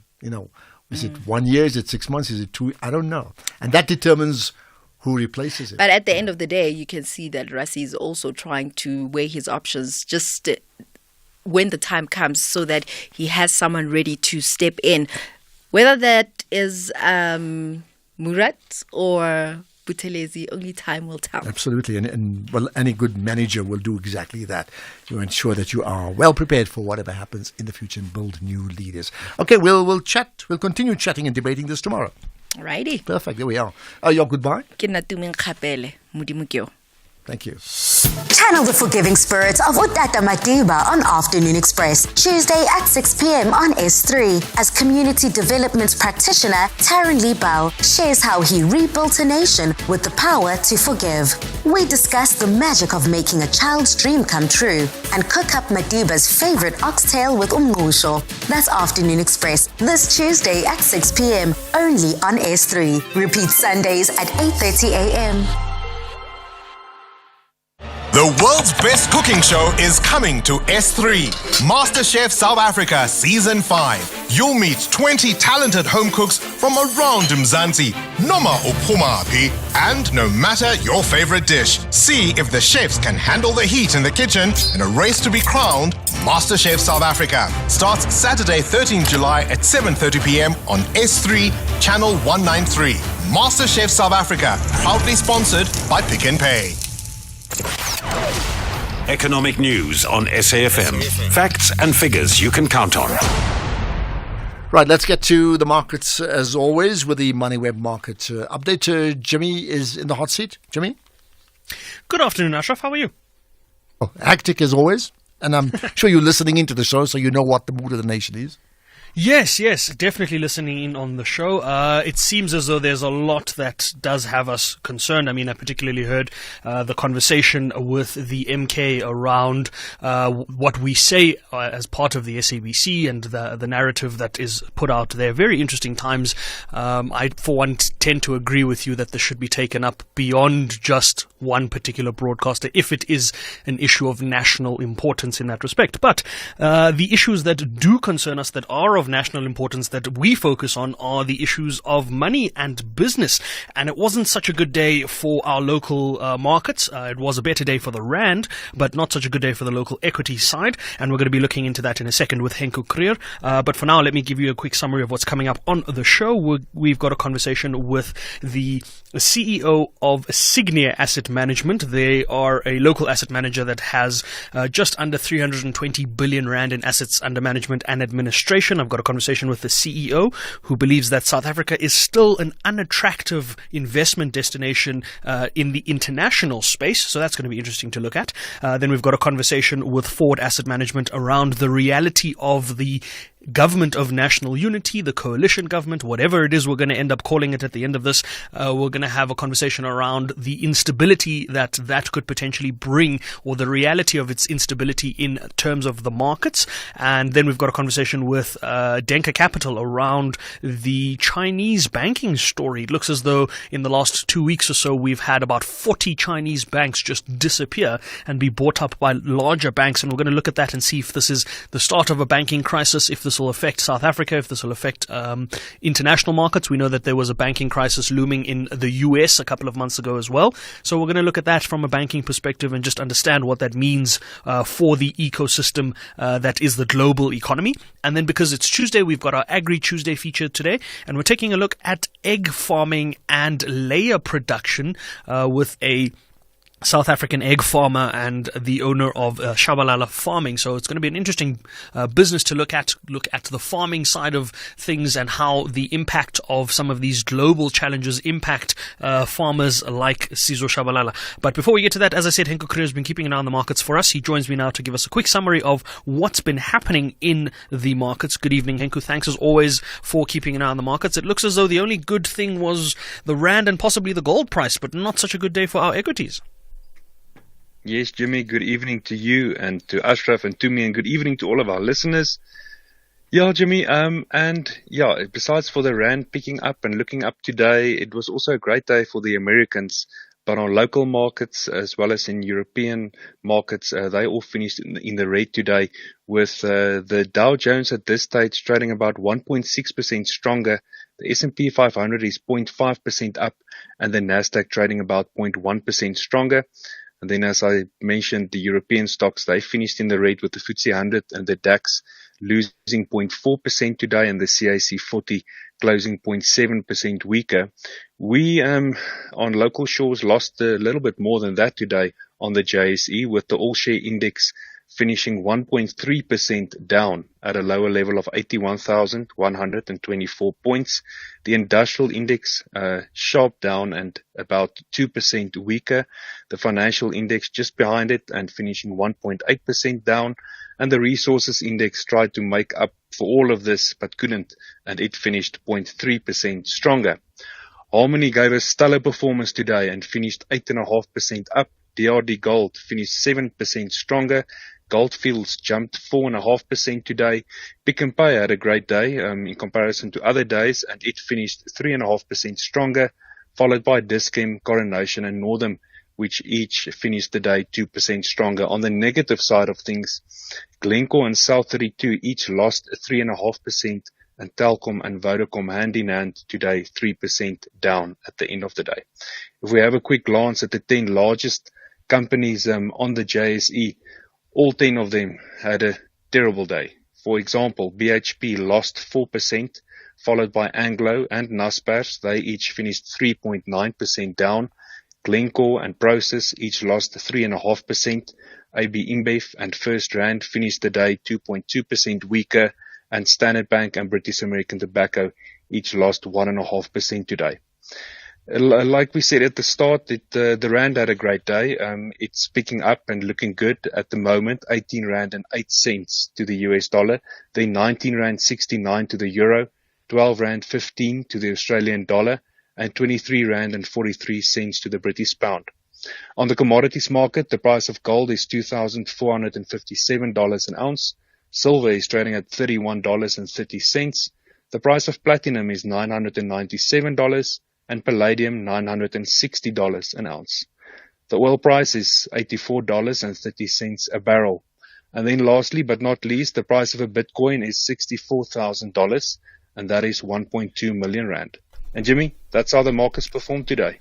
Thank you very much for that update, Henko. There's lots to dig into, obviously, what's driving the markets and what our thoughts are ahead of our MPC meeting this week. But we'll be back just after 6 with those and other stories. For now, Ashraf, back to you and the team. Thank you. Have a good show. I'm sure it will be great as always, Jimmy. Right, lots more to come. In fact, 2 different takes besides your calls on Mandela Day, both from the foundation side and some other great work, but I also welcome your input in terms of what you're planning for Mandela Day after this. Ashraf Garda on the National Pulse. Right, so Mandela Day comes up. Mandela Day, July 18th, every single year. It's been going on for a long time, as you know. What's the plan this time around? Gashula Brooks is with me. Nelson Mandela Foundation's head of Mandela Day. Gashula, I owe you a cup of coffee, and you know that. Let me clear my throat for that. We need to do that soon. But good, you're busy now, of course. Good talking to you. Hi, good afternoon to you, Ashraf, and good afternoon to the listeners. And you and I definitely need to get to the cup of coffee sooner rather than later. Thank you. Interestingly enough, this afternoon, before my show, I had a chat with Bridget, who hosted the previous show, and she made the point about, like, why she gets a sense, and I'm paraphrasing, there's just a sense of, like, predictability about Mandela Day. And I should put that to you. Do you get the same sense or not? Not actually. I mean, this Mandela Day this year is very different to the Mandela Day that we planned last year. Last year we were very programmatically focused, looking specifically at our interventions around climate change and its impact on food security. Whereas this year, Ashraf, what we are saying is that we would much rather listen to what Madiba intended around Mandela Day in 2009 when he called upon us to say that, listen, we need to work within our communities rather than spend all this money on his birthday. So what we are saying is that we much rather support the efforts of communities, individuals, NGOs, governments, as well as business in terms of taking action within their communities, as opposed to saying that this is what we have to do. Okay, well, I'll give that a thumbs up. I think that makes complete sense. Is that a change, not just from last year, is that a change from what is happening every other year or not? Yeah. In essence, I mean, the question that we have to ask ourselves, are we just out there saying to people, just go out and do something for the sake of Madiba, feel good about it and walk away from it? Or are we saying that the 18th of July is the day on which we showcase the work that we've been doing in any event? I think, Ashraf, you're well aware that these organizations that will be, for example, feeding the homeless, doing stuff for children, and helping, working within their communities, are organizations that do the stuff on a day-to-day basis in any event. And the 18th of July just merely is a day on which we showcase the great work that people put in any event. Okay, so bottom line, you are encouraging all of us, including me, to say, do something in the name of Mandela Day, and what you would observe, showcase, amplify. Is that your role then? Exactly, and there is no script for it. I mean, the two major activities that the foundation is involved in is on Mandela Day, we are in partnership with the United Nations, TEDx Johannesburg, being hosted by GIBS, being Gordon Institute for Business Sciences, our studies. We're hosting a TEDx on a series of 17 TEDx talks on the SDGs, the Sustainable Development Goals. And for the Nelson Mandela Foundation, it's an essential conversation, because ultimately those SDGs is what's going to give us the planet, the people, the environment that we need for us to thrive. Okay. So on that one there, let me tell you, we chat to them, the organizers of the TEDx talks. We talk to them right after you, okay? So they'll tell us more about that, right? Sure. Which is great. What else are you doing? Then 2 days later on the 20th,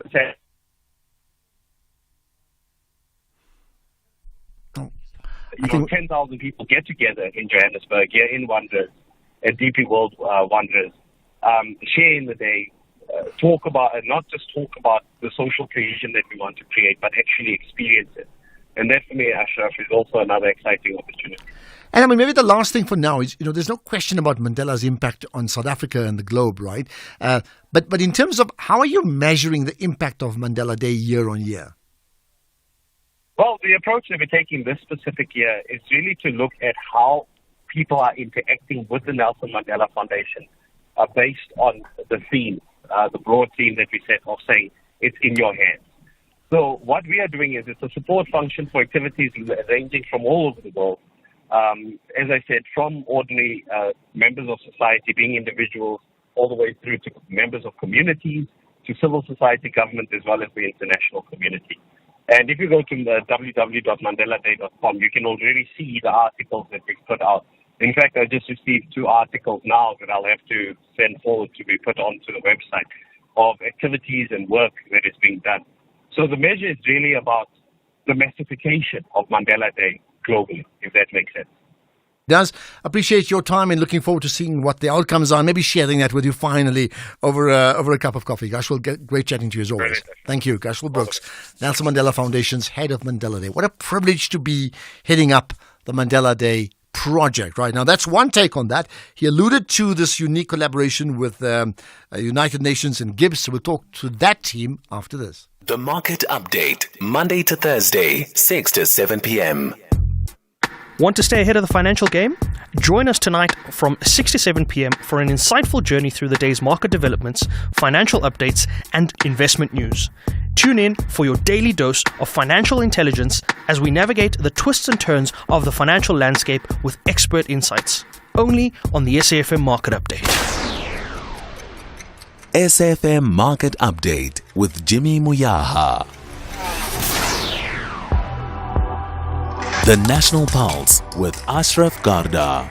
Weekdays, 3 to 6 p.m. So, Gashua Brooks spoke about a very special Mandela Day event that connects the United Nations and their issues around sustainable development goals, the SDGs as we know, with GIBS, the Gordon Institute of Business Science. And that event happens as well on Mandela Day. But let's find out more about it with Nelson Mufu, who's the United Nations resident coordinator. So good chatting to you and welcome to the National Pulse. Thank you, Ashraf. Thank you for having us. Thank you. So what does the resident coordinator do around Mandela Day in terms of this collaboration we talk about? Tell me about it.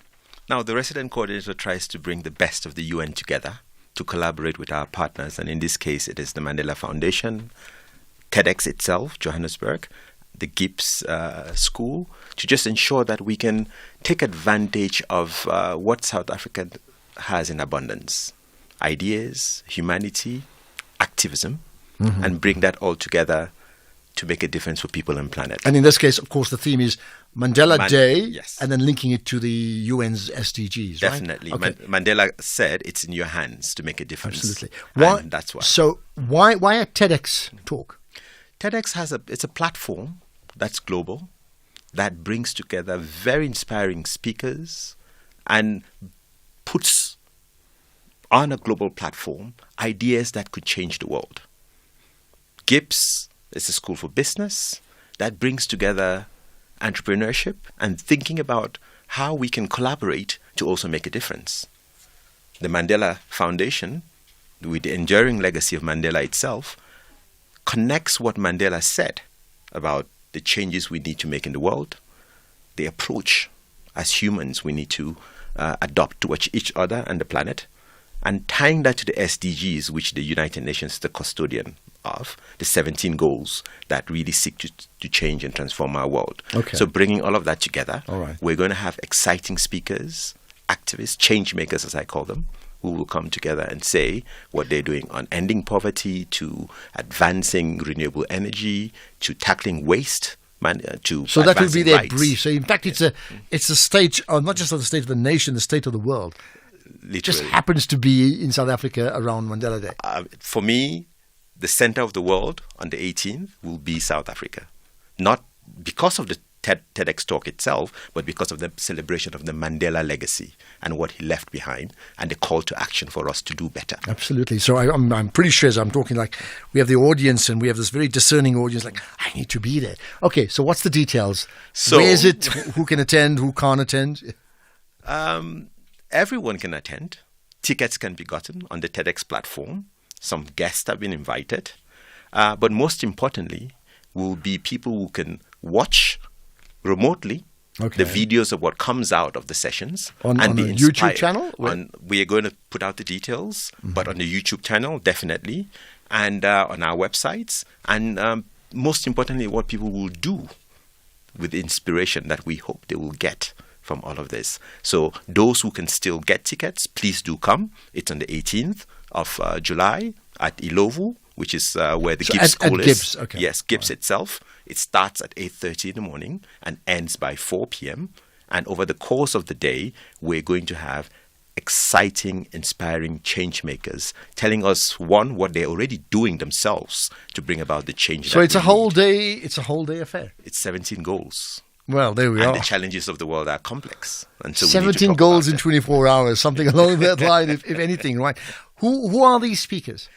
We have 17 exciting South Africans from the Black Mermaid. For example. So they're all South Africans. They're all South African. Well, I unfortunately am the only adopted South African who will be speaking on the day, but they're all South Africans. So, like I said at the start, South Africa is brimming with talent, activism, and inspiration. And so we've looked across the country to say, in every sector, who are those who are trailblazers? We have people from industry, captains of industry. The CEO of Naspers is going to be there. The chair of the board of Tiger Brands is speaking as well. But then we have Tessa Dooms, for example, who's also speaking. I'm excited about Wandile, who's going to be talking about food security and agriculture. I mentioned the Black Mermaid, Zandile Ndlovu, who basically does deep sea dives on the Western Cape coastline to try to rescue sea life and pick up plastics. We have as well the CEO of the Mandela Foundation, who will be joining us, Vern. You heard from Goshwal just before me. So you've got all these people. You don't have the president of South Africa because he's very busy on the same day doing something also just as important with regard to the opening of Parliament. I understand that. Right. Obviously, you can rattle off all the names. There's no time for that. No time give me a website or a contact, connection portal. So if you go on to uninsoutafrica.org, you'll see the information on the front page. If you go to TEDx Johannesburg as well, on their landing pages, you will see the information with the list, the photos and short bios of the exciting speakers that we're going to have. I'm going to ask you to also post it and tag SFM Radio. Tag myself, Ashraf Garda. I'm gladly going to share that. Absolutely. Please, and hopefully you can have some of the speakers also come through and talk to you about some of the exciting Well, I'll tell you what, I'm going to bend your, some of them I'm familiar with, but others I'm going to sort of twist your arm and say, we need them here, and I'm going to expect you to say, yes, because we need to amplify it. I think it's that important. Yes. Absolutely. Here's the last thing, right, in 30 seconds. Besides the niceties around Mandela and the SDGs as visionary goals, what for you would please you most in terms of success to come out of this TEDx talk? The consciousness that every little beat counts. We all have our part to play. It is not for some obscure government official or UN official to take action that will transform our lives and the world, but that we all can contribute in our communities, in our cities, and in our country to make a difference. So it's really saying we don't have much time. Now is the time to act. And I often talk about building a champion nation or a champion world, and maybe this is a pathway to doing just that. So you've certainly got us excited, and I'm hoping that others will respond. If not physically, they will certainly go and watch it on YouTube and other social media channels. Nelson, great chatting to you. Nelson Mufu, United Nations resident coordinator with this great project, all in the name of Nelson Mandela on Mandela Day. What a great way to end the show today. We'll do it all again tomorrow. It is the National Pulse. You're part of it. So is the entire team. And we feel connected, fingers on the pulse every single day. I wonder what the big issues will be tomorrow. I'll leave you to think about that for then. Let's get the news now. It's 6 o'clock with Greg Rose.